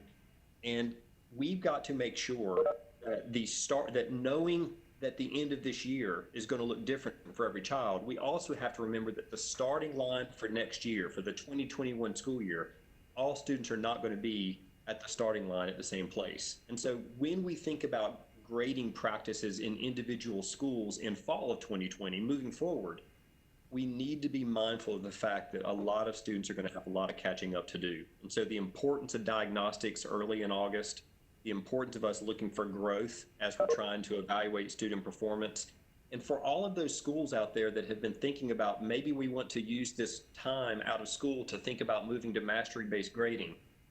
Mastery-based grading would provide amazing data for our teachers in fall of 2020 to help them understand which kids can do what as they move them forward. So I'm so grateful for this policy because I do believe that it presents best case scenarios for students. I think we also need to keep an eye on the starting line for August of 2020 and how we can make sure that we implement student grading practices in next school year that don't harm those students who have also been out of school for this year. And with that, I will just say thank you so much to the board members with whom I've spoken over the last 48 hours.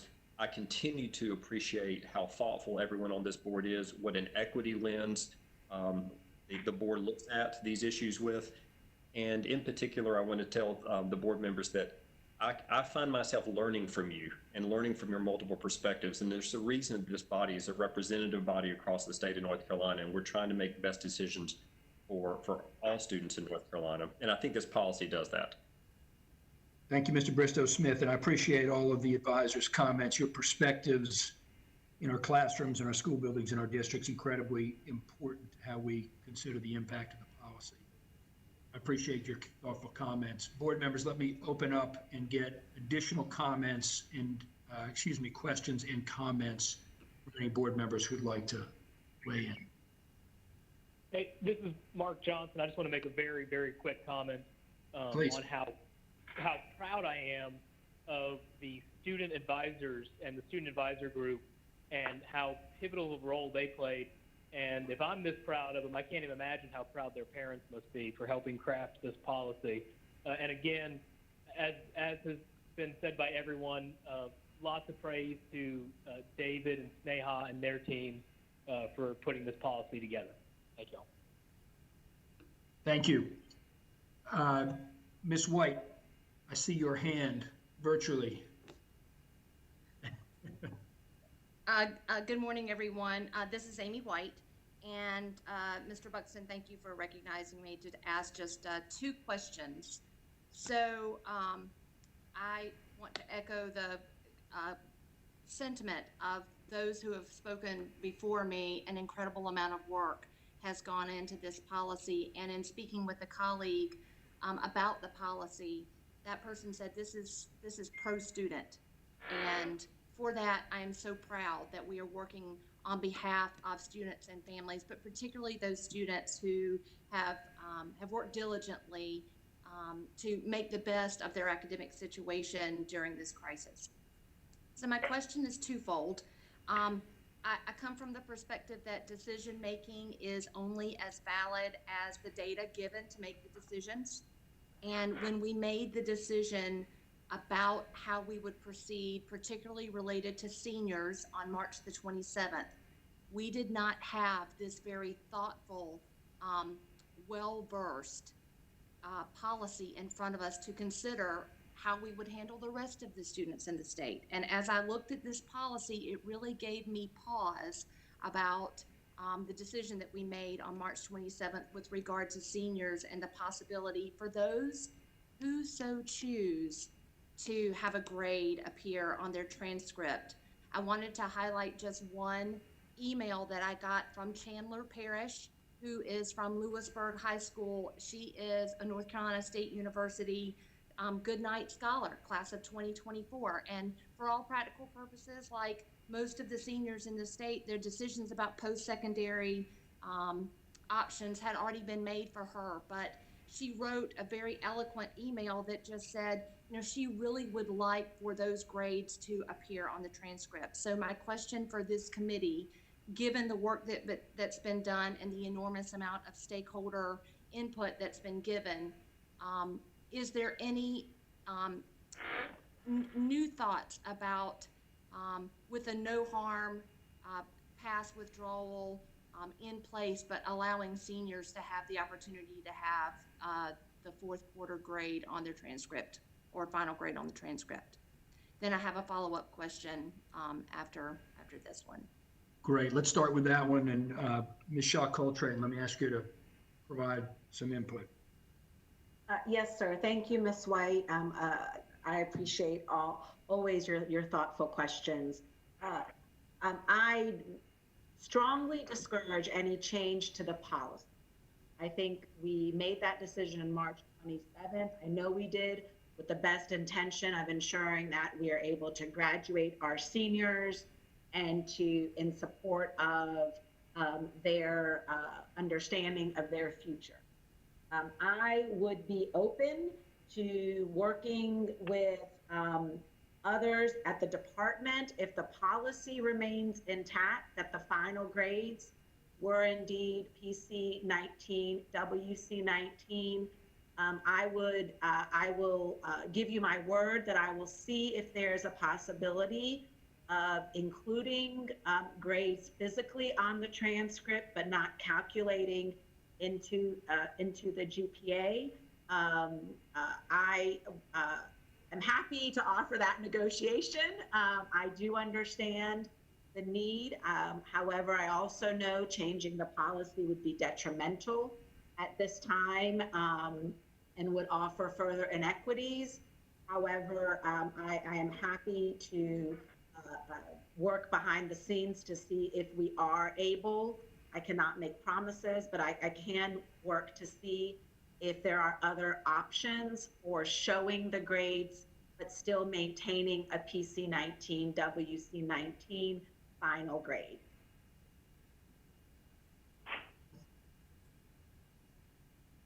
I think. Yeah, go ahead, follow up, Ms. White. Yeah, I'm sorry. Thank you, Mr. Buxton. Having a hard time wrapping my brain around where the inequality would follow if most of the students in the state, the seniors in the state, would so choose to keep the pass withdrawal option, but you had folks that wanted those grades to appear. I would concede, particularly for those seniors, that the GPA calculation wouldn't be nearly as important. Got to insert that I'm a strong advocate, and thank you for including in the policy that the GPA, the grades be calculated into the GPA. I think that was a win. More so just hearing from not only Ms. Parrish, but several other students who, for their entire academic career, have worked arduously to come to an end where perhaps they've had straight A's their entire, K-12 experience, and they feel like in some way their work is not being validated by having to take the pass withdrawal. So I just put that on the table. Anything that we can do to make reparations is not the right word, but accommodations for those students who would want a grade to appear on their transcript, I would ask that we so consider that. Ms. White, you have my word. I will look into options, but with still maintaining the policy as it stands. Okay, thank you, Ms. Snock-Coltrane. I do have another question, Mr. Buxton. Please, Ms. White, and then we're going to go to Ms. Chemnitz. Okay, thank you. In the committee that I represent, Ms. Chemnitz and I represent the charter schools across the state, and earlier this week and as late as this morning, we were hearing from the state's pilot programs, our virtual charters, that perhaps there was an advocacy position for having the grades for those students that were engaged in year-long online learning applications for those grades to be counted, but in further discussion with their representatives, and thank you for touching on that, Mr. Buxton and Ms. Shaw-Coltrane, about how this policy would impact our virtual charters. We've heard from them that they're okay with the policy as stated for grades up until the 11th grade. But I did want to bring to your attention the wording at the beginning of the policy that suggests remote learning is defined as learning that takes place outside of the traditional school setting using various media and formats, not limited to video conferencing, telephone conferencing, print material, online material, learning management systems. So back to the senior question. For students who have been engaged in one of the two virtual charters, or perhaps who chose to take an online class as one of their courses this year, and that has been their only method of instructional delivery. But particularly for those seniors, that the grades be given to those seniors that are in that situation. Can you comment on that, or could you possibly give us further direction on how we might handle those particular students? Not doing so totally negates an entire year's worth of work that they've spent working online. Mr. Buxton, may I respond? Please, Ms. Shaw-Coltrane, please. I will first say it does not negate their entire year of schooling. Their fall grades will still count in their GPA as every other student. So that, I think, is the first response I have, and I'm happy to share that any further. I know I've spoken to many of you regarding these issues. So their fall grade will count like every other fall grade into their GPA. Regarding spring courses, I stand with the policy that we have provided for all seniors and do not believe there are any exceptions, because we have students in many circumstances in the same situation as their virtual charters. The virtual charters are not alone. We have, and are not unique in this scenario. We have CCP courses that are always online. We have high schools that also are already online. We have VPS courses that are already online, and we did mention that when the policy was passed. However, with the goal of ensuring that it was clear for our seniors how they will be able to graduate, I stand by our policy. And again, I will work on other options with our DTL team to see if we're able to include those grades. But I do stand by the policy for all graduating seniors, because if we make one exception, that one exception will lead to many, and it will also cause chaos and havoc across our school districts and charters. I have been told that very clearly by many leaders. While I understand the situation, we have many students that have completed their courses, and they will receive that PC-19, as well as they will understand the future, their future paths are secure. But But I will look into the option, I really will, of seeing if we're able to include the grades on the physical transcript. That I would so appreciate. Again, just giving those students the opportunity for choice seems like it gives equity for those students, particularly those seniors who have been working online and have had no change in instructional delivery. But I appreciate your viewpoint. Mine is that I would love to see an accommodation for the seniors across all year-long online learning platforms to have the opportunity to choose that grade. If they so choose, they could also choose the pass withdrawal option. But thank you for your time. That's the end of my questions, Mr. Buxton. Thank you, Ms. White. Let me ask Ms. Kamnitz to jump in if she's still inclined. Yes, I do have a couple of quick questions. First of all, though, I want to say to Ms. Shaw Coltrane that the guiding principles at the beginning of this document were incredibly helpful to me to keep in mind as I went through this policy and weighed the pros and cons of it. So I'm very appreciative to the thoughtfulness that went into this entire document as well as the recommendation. Two questions. One I think is a pretty simple one, but it strikes me that particularly after listening to Matt talk about the opening of next year, have students already made their course selections for the 2021 school year? And if so, are we recognizing and thinking about how they can make alterations to those choices? Because obviously for some of them, what they thought they were going to need next year may not be what they need. So that would be my first question. And then the second one is, could we hear a little bit about, I believe there's been conversations with the university system and independent colleges and universities about how they're going to view the students that come to them over the next couple of years that have been affected by this situation, and a little maybe reassurance in the effect this is going to have on admissions. Mr. Buxton? Please, Ms. Shaw Coltrane, and then President Tipton Rogers, if you want to make any comments from the community college perspective after Ms. Shaw Coltrane, that'd be appreciated.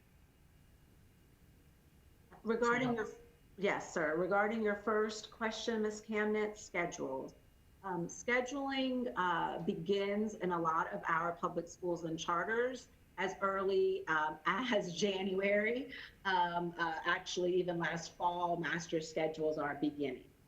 However, I do know from both a personal experience with two children in our public schools, and one in middle and one in high, as well as from talking to school districts and charters, that they are making accommodations. I think many were waiting for today, but I do know and believe and support our schools and charters in knowing that they will have to make accommodations. In our webinars, once we move past this piece, which I consider phase 2, for the grading work group and the policy group, our third phase will be supporting the reentry and courses and how to look at that, looking at the graduation requirements, looking at other placement choices and coursework. So that work continues and will remain and become more of a focus, to be honest, Ms. Kamnitz. I think we've all been in survival mode, but I will commend counselors and other student support personnel who have already had those conversations. I know, for example, in my daughter's situation, counseling has already set up individual meetings with students, and I am assured that will be continuing across the state. Your second question, and I do apologize for not having brought that up in my presentation. I have been meeting regularly and work regularly with all 3 of our college systems, our independent college, North Carolina independent colleges and universities, our UNC system office, and our North Carolina community colleges. For UNC system office and the North Carolina independent colleges and universities. I've been working closely with them. The North Carolina independent colleges and universities have assured me that they will continue to monitor the situation. Of course, no one knows what the future is going to bring with this pandemic. However, we do know that our colleges and universities will work very diligently to ensure that they mitigate any negative consequences. In fact, with the UNC system office, I am working with the academic department actually tomorrow morning, first thing, on a joint statement. I will also be approaching the community college system, and I have no doubt they will want to do that as well. I sense they will want to do that as well to assure our North Carolina students and families that all of us are in this together and will be working to mitigate any negative consequences for the pandemic on applicants in the future. I was very pleased that the student-centered approach that NCAA took. I think that is an indication, as well as our North Carolina Athletic Association with Dr. Essex's proposal as well to this board in policy. I do believe that organizations will continue to adapt, but the future is unknown. I have been assured that they will, they continue to be open for our North Carolina students and want our North Carolina students to be welcomed into their colleges and universities. Thank you, Ms. Shaw-Coltrane. President Tipton Rogers, anything you'd add from a community college standpoint?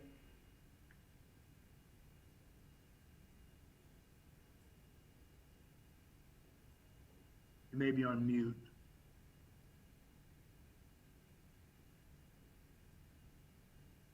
But your internet may not be very good. We'll keep moving. I think. Mr. Buxton, Yes. Dr. Oxendine? are you still entertaining comments? I am. I'm going to entertain a few more. Thanks. Please go ahead. Pardon me, indulge me, board members and those others listening. I'm going to pivot back to the discussion of the seniors having the option of having a letter grade appear on their transcripts. And my said to Ms. Coltrane, Dr. Coltrane now, please, when you're considering options, I know that you will be very introspective and think about the message that we could be sending to seniors. It will be extraordinarily hard to convince them, if I were a principal, and or their teachers, to convince them, the seniors, that your work your hard work the latter part of this year does matter. That would be a hard message to try to convey in light of the policy we're about to adopt.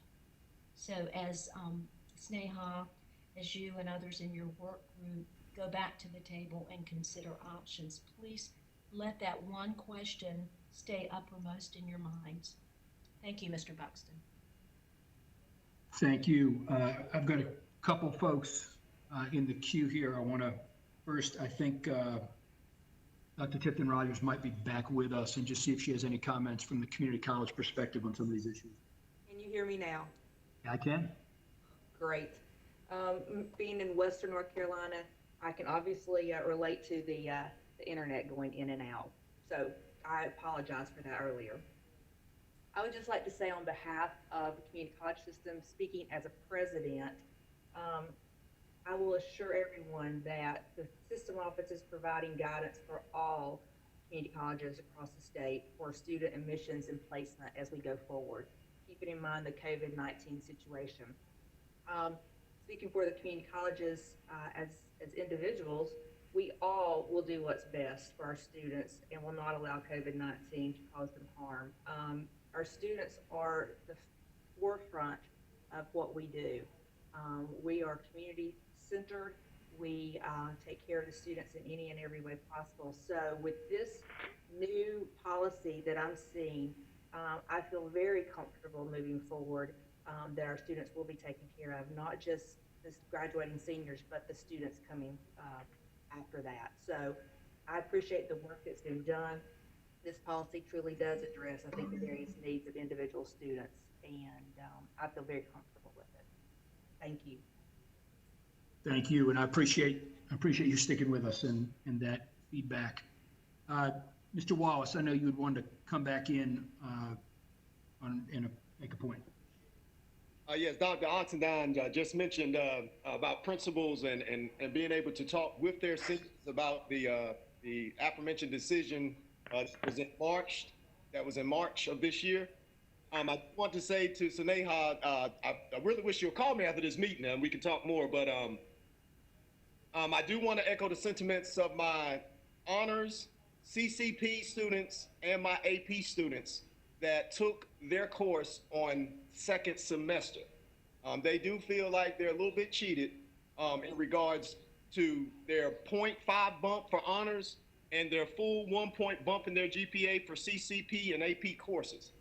I know we're held harmless, but they do not get that 0.5 bump or that full 1 point bump in their GPA, and that's no fault of their own. The students that took it first semester, it's already in their GPA, so they get that benefit. So Sneha, as you go forward, just kind of please keep that in the back of your mind that we don't forget those babies. You know, I'm the equity man each and every, even on the AP, CCP, and honor side. So we just got to make sure that we keep that in the back of our minds, or actually in the front of our minds, in regards to the decisions we make in the future. Thank you, Mr. Wallace. I'm going to take one more comment from Mr. Ford and then wrap this item up. Ford.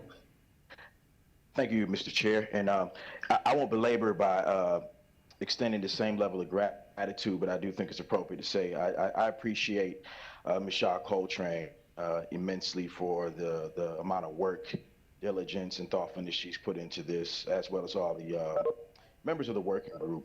I'm certain I'll probably be in the minority here, and that I won't be able to approve this particular policy, but I did want to take a couple moments to offer some comments and qualify my position. I recently read an article in the Washington Post about how COVID-19 has laid bare the inequities of the public education system, and it used the framing of the renowned education researcher Gloria Ladson-Billings, who, instead of talking about achievement gap, she coined the phrase the education debt. It speaks to how society owes students from historically marginalized groups because they've been left behind as a result of historical, economic, political, policy decisions. It's important to acknowledge that on our best day in North Carolina, our public schools don't serve all of our students well, and I think we all can acknowledge that and recognize that. What the virus has done, though, is it's in the midst of this global emergency, in the way that it's disrupted our education, it's not only exposed these inequities, but it's exacerbated them. In other words, those who are already disadvantaged by the former arrangement are even more so now. And we've done our best as a board. I have no doubts in trying to account for these inherent flaws in our system, in such a strained environment. I don't doubt that. I know that for a fact. We've had to respond really quickly and definitively in unprecedented times in a dynamic environment. And this is uncharted territory. It's precisely because it's uncharted, I can't support the idea of either grades or GPAs for students at this moment in time. Whatever the functional utility of the grading system is, whatever it's designed to tell us about the mastery of content, it's been so compromised now that it invalidates the very meaning of it. What does it mean to score an A or a B in this atmosphere? What is the usefulness of that metric when we haven't even completed the course content? It's hard for me to gather that. I know we have a system where students are justifiably extrinsically motivated by a grade or quality points as ways of gaining competitive advantage and demonstrating rigor in college entry, et cetera. But in a global pandemic where all students do not even have access to an equitable learning environment, I cannot in good conscience give a supposed choice to receive a letter grade because due to circumstances beyond students' control, it's not a real choice at all. The very spirit of equity demands that we run all of our decisions through a set of screens or questions. And some examples of that would be who most benefits from this proposal and why, who does not benefit and why, and what might be the unintended consequences for marginalized groups. When I do that, it's clear to me that while while there would certainly benefit students who are already positioned to perform well with the resources and opportunities for learning, those without the same level of access will be further disadvantaged, and it may appear as if it's a punishment or harm to those already enrolled in the courses API, BCCP, and who have done the work to get here for sure. But I submit there's a difference between actual harm and just not being helped in a radically unstable environment. So I'd further just like to challenge us to think altogether differently about the culture of grades in the system of infatuation with GPAs has been facilitated throughout the years and throughout the decades. If ever there was a time to truly focus on intrinsic motivation of students and on the mastery of content versus symbols of merit, it must be now. I don't think we're going to be returning to any semblance of normal. And the truth is, for most working adults, we don't get grades anyway. We get performance evaluations. We've talked about that as part of our conversation today, that analyze our development against a set of competencies. So it's obvious I have a bias here in that I don't believe in the whole notion of grades to begin with. But I'll conclude by saying this. I realize that in all likelihood, this measure is going to pass. And I don't question the motivation of any of my colleagues here on the board. I know we're all trying to do the best we can given the circumstances. But, and also to all those who have written in and communicated your thoughts, I appreciate you. That's exactly what you're supposed to do in this environment. But I want to push us ideologically to disrupt what has heretofore been a really inherently inequitable system and begin to imagine something that's different. That really reliably measures what students know and focuses on content mastery, because we do owe an educational debt. And so long as we continue to push down this path, it feels to me like we're just running up the balance on the backs of those who are already on the margins. And I hope we can begin to center those students in the ways that we make decisions going forward. Thank you. Thank you, Mr. Ford. And I appreciate your push and challenge on us and on the system, and also your grace for those who have worked hard to create a solution that's imperfect, but maybe the best of a lot of different imperfect options. But I appreciate the spirit and the value of those comments. Board members, I want to suggest the following. First, per the request by Dr. Oxendine, my vice chair, to deal with adding a clause that Ms. Shaw Coltrane articulated on the second, at the end of the second bullet under student promotion and retention, which will reference the inclusion of conversations with and communication with parents and families regarding potential retention. The policy will add a clause in the spirit of that comment and request. I would further suggest and recommend that we then vote on the policy as it is written here, that our conversations about seniors and potential impacts on seniors, we had passed previously a policy on March 27th regarding seniors. Given this conversation and given Ms. Shaw Coltrane's request to look back at some of the logistical issues regarding comments, probably the need to talk to the field about the impact of any changes or revisions to how we're thinking about seniors, but also in light of some of the important comments that folks have made about seniors who might not be applying to college this year, but maybe the next, or folks who might need additional points to reach thresholds, but also comments from the community college perspective about their focus on taking care of seniors in this extraordinary time. I would suggest that we table any amendments regarding seniors till we have more information, that we keep the policy in force that we've already passed and consider any revisions we might need to at a future meeting. And so, Mr. Chairman, I'd pass it back to you. I appreciate the extended time for all the voices to be heard on this matter that's clearly very important to folks across the state, and suggest we vote on the policy as written with the addition of the clause regarding communication with parents under the student promotion and retention. Thank you. Thank you, Mr. Buxton. We'll move in that fashion, and we will vote separately on this item from all other action items. Clearly, this discussion, much work has occurred and even more feedback has been received in the development of this COVID-19 response for grading policy for K-11 students. This board always encourages and welcomes our students' voice, and today we witnessed how students impacted this policy, both through their many emails as well as the presentations delivered by the board's student advisors, Ms. Gaskell and Mr. Colt Chamberlain. Policy actions before us emphasize our priority of providing instructional feedback and engagement for continued student growth and well-being, while also balancing the need for a consistent and more equitable system of grading and reporting across all public schools in our state. No grading policy will completely address the range of equity and inequity issues that exist across our state during these challenging times, especially when our educators cannot be physically present with their students each day, while many students struggle to access remote learning opportunities. I deeply appreciate the thoughtful and passionate perspectives that my colleagues have expressed today. And with our actions here, we're making every effort to mitigate the negative impacts of COVID-19 on student grading, while also striving to validate the efforts of students, families, teachers, and support staff during this period of remote instruction. We'll now move to the final committee meeting of the day, and I recognize Vice Chair Duncan with the Business Operations Committee. Mr. Duncan. Thank you, Chair Davis. Along with Todd Chastain, we represent the Business Operations Committee, and today we have one item, an action on first reading, which is the legislative funding requests, and these are focused on emergency requests created by the COVID-19 pandemic. I want to start with a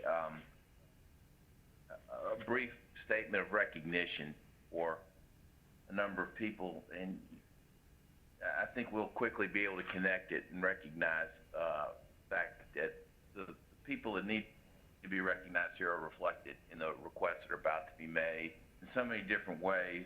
And I think it's important that we lift them up and keep them in the forefront of our mind as we think through these issues.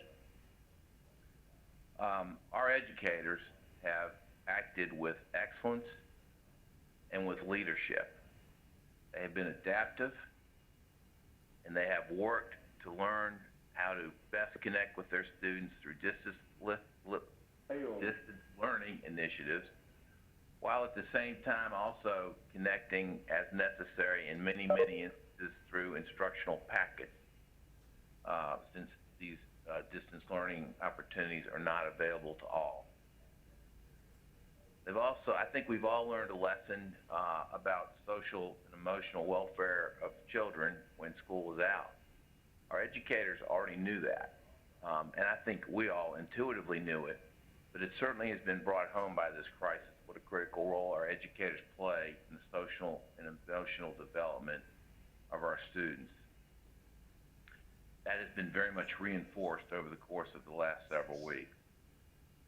I also want to lift up the fact that we have seen a lot of innovation through this distance learning process.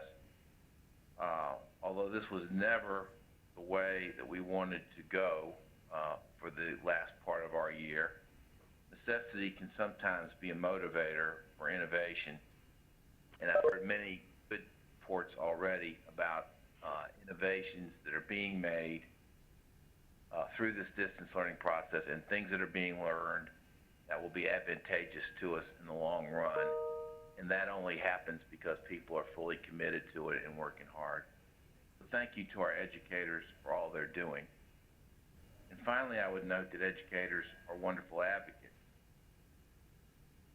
I have been so impressed by how many educators have advocated for those that they have reached out to, tried to connect with, and who are the most adversely affected by this crisis. Similar to the remarks made short time ago by Board Member James Ford. There are students who have not been reached. There are students who have no opportunity for the distance learning. We have exception students who cannot undertake their north of study in advancement. Let us all work to keep them in the front of our minds, as they are so heavily impacted by this pandemic, and they're students about which we care so deeply. particularly as we think about in terms of equity being a critical lens for the way this board has decided to do its work and the strategic plan initiatives that we hope to be able to put in place. So thank you to all those in that category. I also want to lift up those who are working with our school nutrition programs around the state. On March 14th, which was a Saturday, when the governor announced schools would close to students, some school nutritional staff went into immediate action that weekend in order to have meals ready for delivery to students following Monday, March 16th. These unsung heroes have continued to provide meals in their communities every week since that time to our state's most vulnerable, food insecure children since schools have closed under some most challenging circumstances. Every day, these school nutrition heroes, along with their school transportation hero cohorts, leave the safety of their homes to prepare and deliver meals to children in need in their communities. Most have a fraction of staff to do the work as when school is in session, since many employees are understandably unable to work given their risk factor. Those who are able to prepare and deliver meals are working long hours, assembling meals that are very heavy when distributed in such large volumes.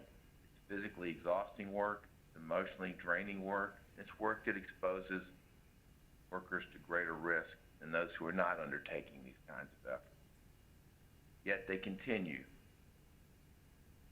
nobly, day after day, to families, children who come to their community schools, pick them up curbside, or they deliver them to children by yellow school bus. Those delivering meals to children by school buses say the looks on children's faces when the school bus is in sight makes all of the work worthwhile.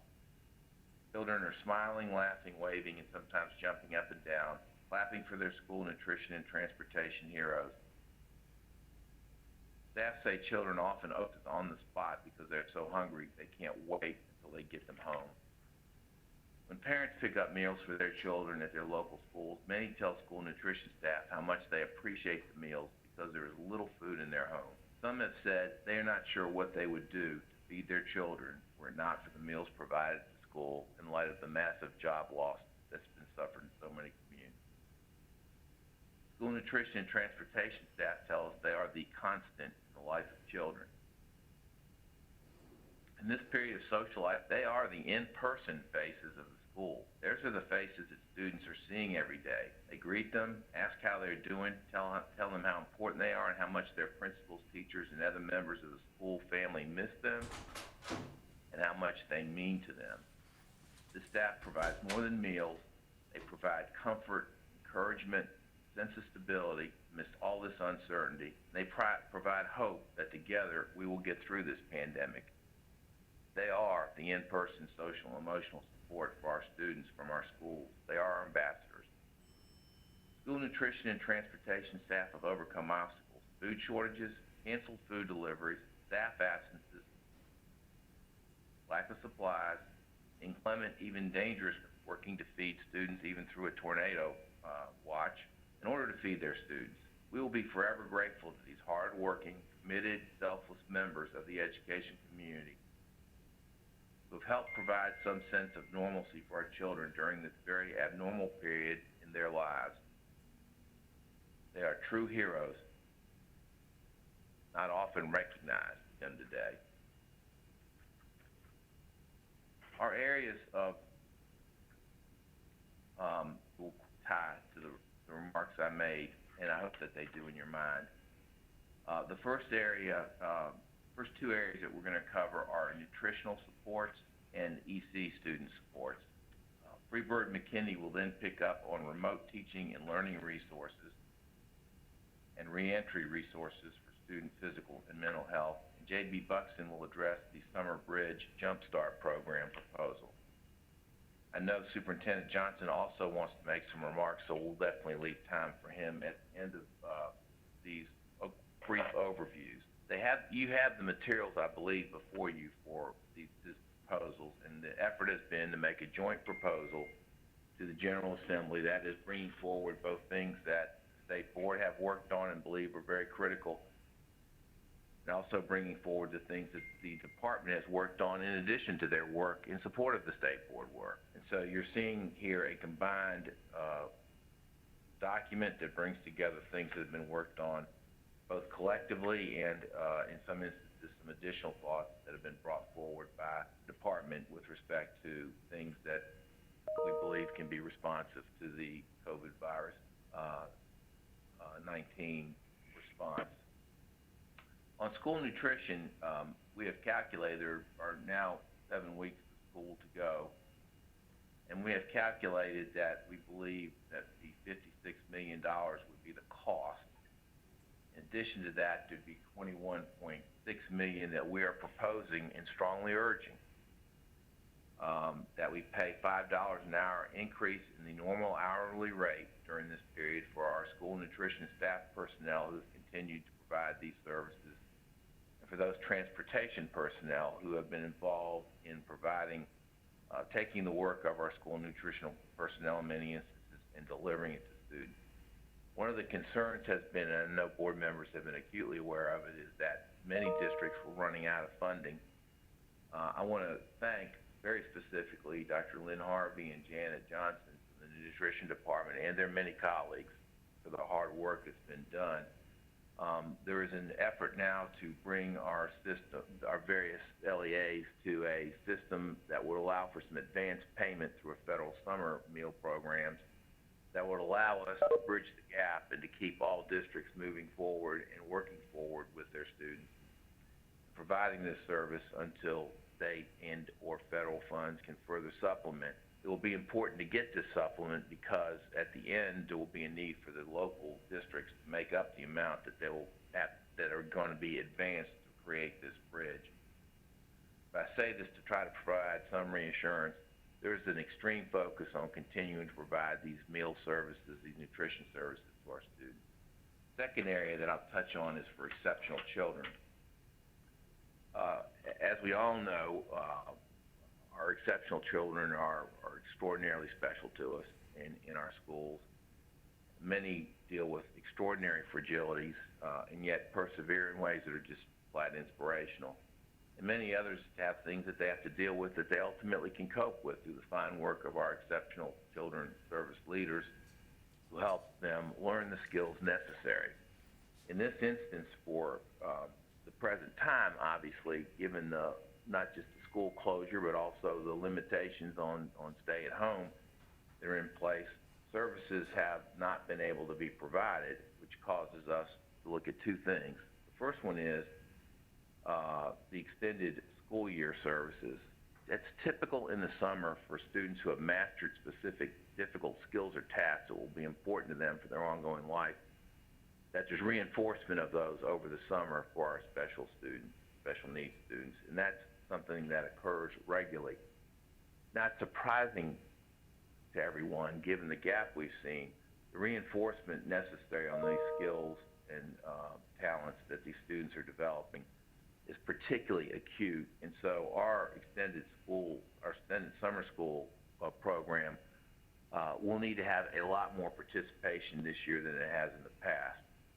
We also want to have future services, which are the services that have not been provided during this time period, and we would begin to catch up on the provision of those services over the summer. And so what we're going to ask here is for $17.9 million in state funding. There will be a matching federal amount, which is required without getting into the networking of what's required. It's required to have matching amounts by the state and the federal governments here. So we would be implementing resources where they're very much needed in order to help these students during the summer. We will make a separate ask for the short session for the ongoing future services that will be needed as part of the efforts to catch students up in the fall. That's not included in this request. So those are the two areas that I wasn't covering, but I thought everyone would be grateful to hear some different voices. And so now would go to Freebird to talk about remote teaching and learning aspects of this proposal. Freebird. Thank you, Vice Chairman Duncan. And I just I wanted to first briefly reiterate what you were talking about earlier in your comments, and particularly kind of use the focus of what has been driving a lot of our discussions and conversations and ultimately recommendations, and that is the whole child focus, and how do we really continue to achieve our mission and our vision in the face of COVID-19's impact on North Carolina public schools and our students. And it caused us to really re-examine and look at our vision and look at our mission, and to see how do we continue to allow our students to accept those academic challenges that we put before them. How are they continuing to pursue those chosen pathways, and how are we encouraging them to become lifelong learners, but providing that environment which this is possible. And it focuses our need to look at each and every child, each and every student continuously, and it brought us back to that whole child focus. Every student deserves a healthy lifestyle. Every student deserves that environment that is physically and emotionally safe. They deserve to actively learn, to connect with their schools and their colleagues, to engage in a broader community, to have access to learning and qualified caring adults, and ultimately to be challenged and to meet that challenge and to continue to rise in life. And I just want to say thank you to each and every individual who's been engaged in these discussions, and it has been a truly collaborative and collective experience to work with department, to work with the General Assembly members and their staff and the governor's office, as well as the leadership and members of staff of the state board. And I just wanted to briefly say thank you to all of you, and particularly to echo your sentiments as well, Vice Chairman Duncan, to echo all of the thanks that goes out to everyone in the field who are truly leading the charge to serve our students at every level. So I appreciate that moment of privilege here, and we will continue to look at our thoughts around the resources for remote teaching and learning. I think have been brought up several times on this meeting, particularly in bridging that digital divide and that digital gap. Our remote teaching and learning team has done an incredible job in providing guidance and webinars for training and lifting up educators.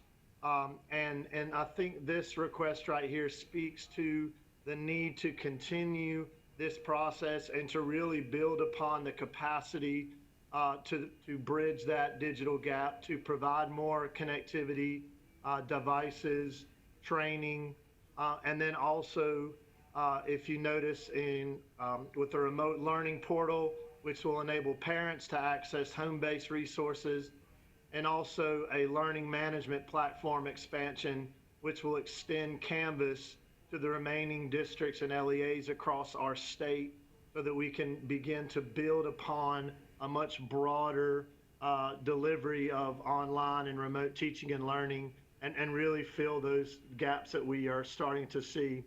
The DPI team has done a tremendous job with their remote teaching and learning survey, which has provided us clarity to understand what are the needs are coming from specific LEAs and schools, and that is where we're able to build this out in collective nature with that team. Again, that reflects connectivity, devices, training, and then also learning management expansion, as well as NCVPS expansion, which has truly been a leader in online delivery for years. They're a proven model, and looking at extending those opportunities to our students, but also in training capacity. We also know that there are a great many of students who do not have access to digital resources, and our school districts are tirelessly working to provide opportunities and curriculum packets to those students. So we wanted to add in non-digital instructional resources as well. At this time, the collective number on that is $153 million. Also wanted to follow up with what you mentioned in providing support staff and resources for our students' physical and mental health. This appropriation request would include adding support for school social workers, school psychologists, school nurses, and school counselors, and specialized instructional support positions. This would also include training for core and supplemental health and social emotional learning, direct services to students, as well as bonus pay for low wealth and hard to staff districts. Matt Hoskins and his team has done an excellent job in providing great detailed as to what major activities this might include. So it could be conducting needs assessment, resource mapping, as well as training staff, developing virtual risk referral protocols, teleeducation and medical services, and then also developing and training these staff members on whatever universal plan for school reentry the state develops as we look forward with hope to the 2021 academic school year as well. This concludes this ask was estimated at a 9% increase in funds for these positions as well as the training, and totaled $55 million in the request. I now hand it off to board member and my colleague, JB Buxton.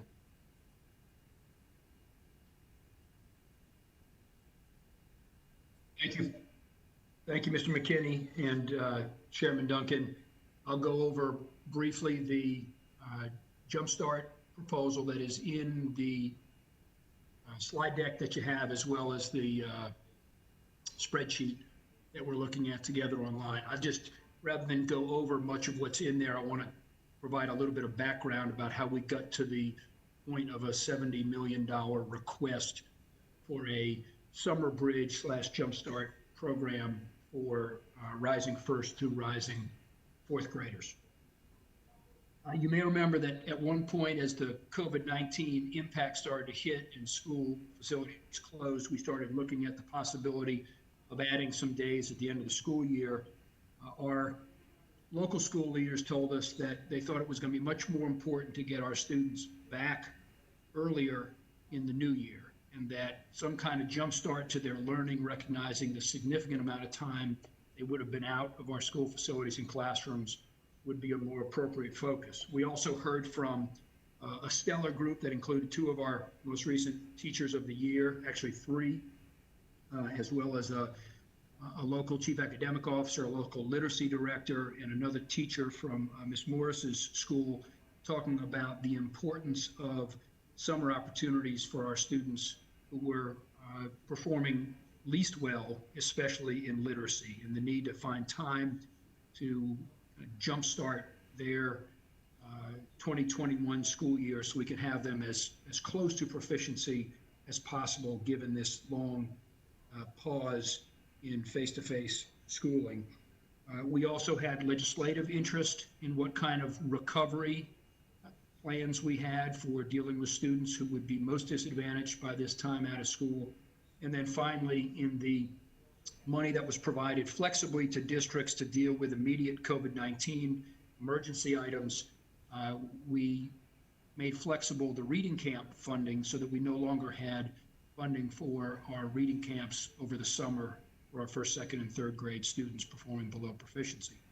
Given all that, we began to look at opportunities for a jump start to the new school year that could be provided with a focus on what has been our longstanding priority on reading and bringing our students to proficiency by the end of third grade. The department began to look at some different models, and we were guided by research from the RAND Corporation that suggests that you need at least 80 hours, 80 contact hours to support students and mitigate the impacts of learning loss. So what you have here in the Jumpstart program, and again, you have more details in the PowerPoint and on this spreadsheet, would fund a 3-week, 5-day-a-week program that would bring our rising first through rising fourth graders in for, again, a jump start to the school year focused on literacy, but also there could be attention paid to math, given the important concerns about learning loss related to math as well. Students would be eligible based on middle of the year diagnostic assessment data, as well as our EOG data from last year to give us a sense of needs for our rising fourth graders, and would be focused again on a evidence-based approach to literacy and to helping our students make fast progress to get to a point where they were more ready to succeed coming into the 2020-2021 school year. Obviously, this is all contingent on public health guidelines and our abilities to move back in to our school facilities, although there is some thinking that this would allow us to bring smaller numbers of children in earlier in abiding by any restrictions that we need to, and give our teachers and our students most in need a chance to be back together and working on academic, social, emotional needs as we head into the new school year. You will also see that this includes $6 million related to our prior request or our current request as we go into 2021 for literacy coaches, statewide professional learning opportunities related to evidence-based science of reading supports for our teachers, as well as some curriculum purchases available statewide related to high-quality curriculum, literacy curriculum. The reason that this is in this request and not in the short session request is the importance that we know is going to be there to provide learning opportunities for our teachers moving into the school year, given the significant learning loss we could see given time out of school related to literacy. So we see this as not just next school year, but a kind of recovery phase investment that we need to make in our teachers, both in coaching, but also in professional learning and high quality instructional material support. We received, last comment, we received some additional numbers just this morning that costed out the potential of adding rising fifth graders into the mix. That had been an interest of legislative leadership. I will tell you there's also some interest worth looking at entering students entering Math 1 as another area. At this point, we're going to keep the $70 million request in place. We would certainly have additional conversation with our legislative partners for any additions they might want to make. And the last thing I would say is, to the degree that districts would want to add on to this and have additional weeks of Jumpstart or additional grade bands that they think would be important, there may be access to some of the federal CARES Act money or other flexible state dollars that they could use at their own discretion to expand the need beyond rising first through rising fourth graders. Chairman Duncan? Thank you. Superintendent Johnson, I know you would like to comment, so let me ask you to share your thoughts.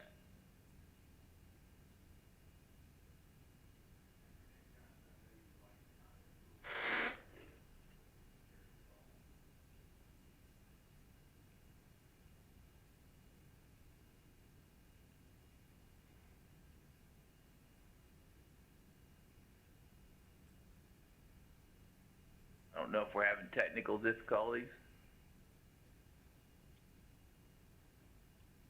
He's Sorry, unmuted. Okay. All right. Did you unmute me? I'm sorry. Yes, you're good. You're good now. We have you now. Good. I apologize. I am multitasking conference calls right now. I'm on another line with the U.S. Department of Ed, so I'll keep this very brief. I have the U.S. Department of Ed today and a call later with the governor. I am happy to report that, along with what you see in this presentation, we are moving from a reactive phase to a proactive phase, and that means making sure that we will be entering school strong in the fall, however that looks, with the appropriate social distancing, and making sure that we step up and improve remote learning, and that we will be able to finish even stronger. So I look forward to submitting these requests and also using the federal CARES Act dollars to make sure that we are reaching every student with their educational opportunity that they need and deserve as we go through this unprecedented crisis. Thank you for those remarks. Do we have any questions or comments at this point now that everyone has been kind enough to listen to the presentation? Vice Chair Duncan, this is Olivia. I think my hand is up. It's hard to. My picture is not good enough to see hands for whatever reason. So thank you for, please just let me know, and Yes, you've got the floor. it appears to be up. So my question is, and comments go back to Mr. Buxton's description of the Jumpstart summer catch-up for K3, and I think I heard, Mr. Buxton, I believe I heard you make comment about extending some flexibility to the locals in terms of perhaps reaching other students. We rightfully default to K3 in terms of needing as much instruction, remediation, enhancement as possible, but we do know that current fourth graders, current sixth graders, the needs cover the spectrum K-12. So I really want to double down on my point about extending opportunities to LEAs to find a way to reach all students who need this catch-up phase. And that's my comment.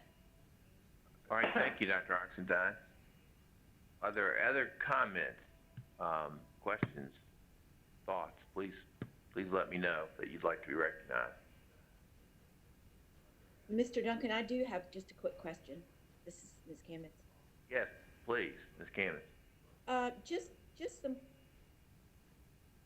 Just some clarification on the remote tech teaching and learning resources. A couple of items that I'd like to understand a little bit better. The bus connectivity, and just plain old connectivity. Can anyone explain a little bit what exactly that looks like? Is it just hotspots, or? To my understanding. Detail? Please, Freeberg, go ahead, give that detail. So yes, to my understanding, those are mobile hotspots for buses. I can also gain better clarification and report back to you as well on that, but that is to my understanding. Because if we can solve that connectivity problem for some of our students in the long run, that's a great thing. And then my other question would be the very large item for Chromebooks for students. How many? What does that look like? Mr. McKinney again. Okay. So would you like to take that one? There was a remote teaching and learning survey that the department provided, and it showed that there was a gap of over 300,000 devices. So that number right there is a reflection of that. And if we're truly going to try and close that digital gap, our joint discussions, I think, led us to make that request and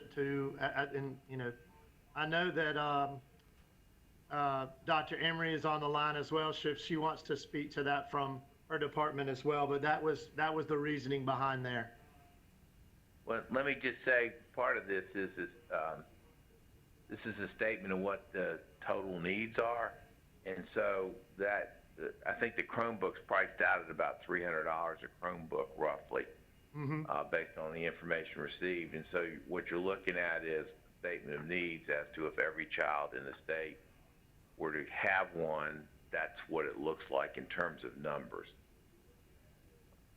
There's obviously there's further discussions that could be had from that, but I hope that frames at least what the statement of need represents there. Okay, thank you. Chair Duncan, this is Bev Emery. I would also add that $300 per unit cost includes a 4-year replacement plan. So it covers a student or that device for 4 years. So it does have some longevity as well. Yes, good point. Thank you. Mr. Duncan, is KB. Yes. I just want to follow up on your comment. So it sounds like what we've got with the devices and connectivity is a statement of need, and we just don't have enough information yet on the CARES Act or other flexible money to know how we might be able to reach this need. But this does give us a sense of what we'd like to be able to address out there, and there may be a variety of funding sources we can use to do so, or matching programs, but it's a little too early to tell. Would that be a fair statement?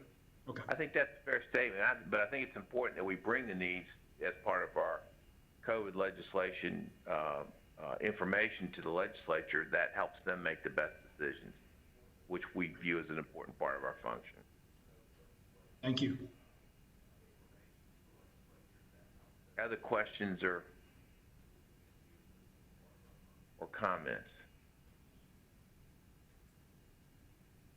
Not hearing any, let me give thanks to the work that went into this on so many different quarters. I'm not going to start to name them all, or we will be here forever, but I do want to give great thanks to the many, many people in the department and elsewhere who have worked hard on developing these proposals. And I also want to give thanks to our partners in the legislature who have been very supportive of this work process. So thank you to them as well. Chair, that concludes our report. Chair Davis. Thank you, Mr. Duncan. As we finalize our submission to the General Assembly to meet our students' needs in response to COVID-19, I want to reemphasize that the development of this emergency funding request was a collaborative effort between the board staff, and the Department of Public Instruction. And following this meeting and a presentation to the North Carolina House Select Committee on COVID-19 later today, we'll submit one joint request on behalf of our statewide public school system for emergency funding needed to immediately respond to COVID-19 needs. As a reminder, many of the non-financial requests have been previously addressed in our meetings over the last several weeks. This joint request will be considered by the General Assembly when it convenes on April 28th. So this concludes our committee reports. We will now move to voting on items requiring action from the committee work today. A thorough discussion and report was provided on each item. This time we'll separate SLA 1 from the items to vote. We'll vote on that one separately. And I'll ask, is there any desire from any of my colleagues to vote on any other items separately?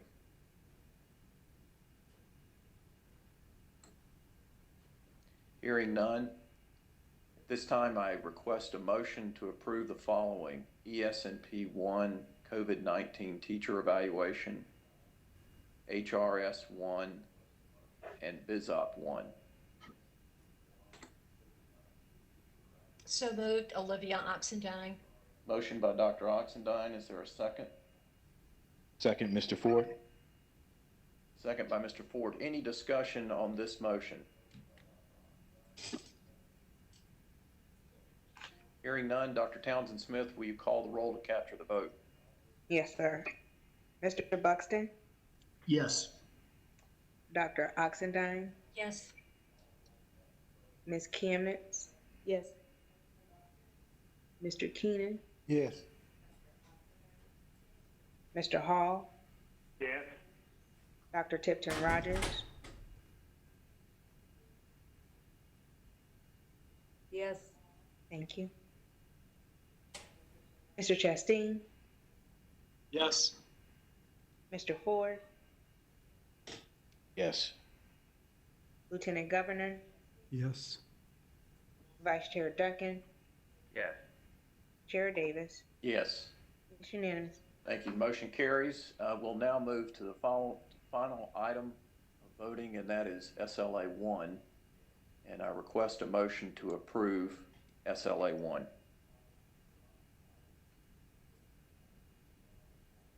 So moved. JB. Motion by Mr. Buxton. Is there a second? Second. Second by Mr. Hall. Any questions or discussion on this motion?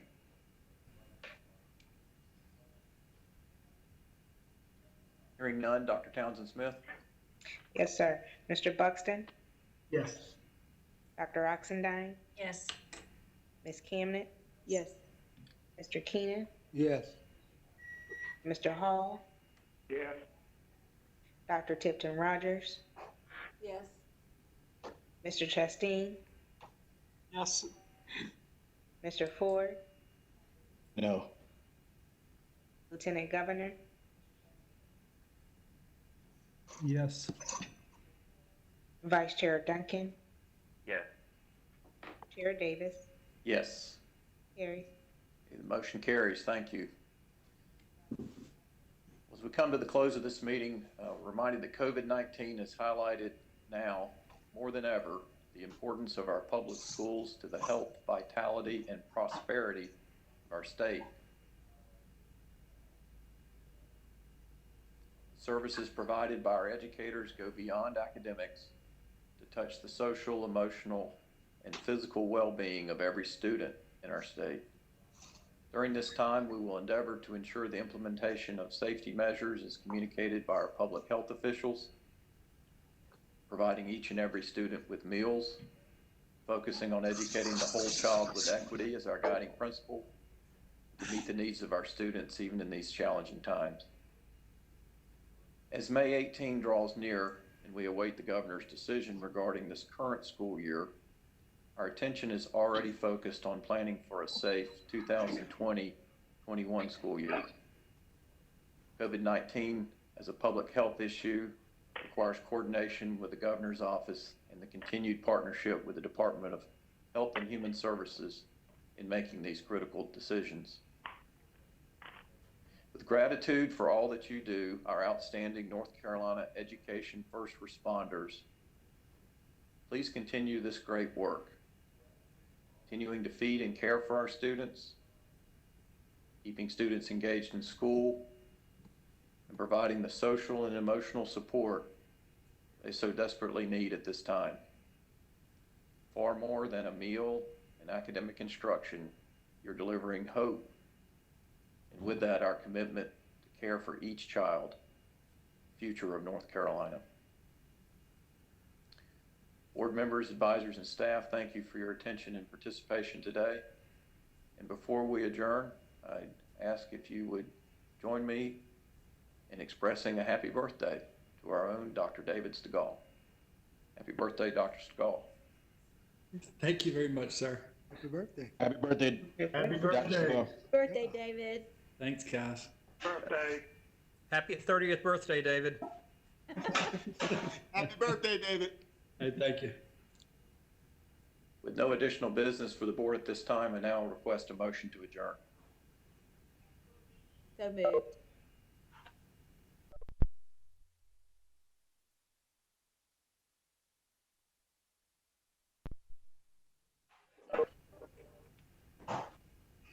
Second, Olivia. Second by Dr. Oxendine. Dr. Townsend Smith? Yes, sir. Mr. Buxton, Yes. Dr. Oxendine, Yes. Ms. Camnett, Yes. Mr. Keenan, Yes. Mr. Hall, Yes.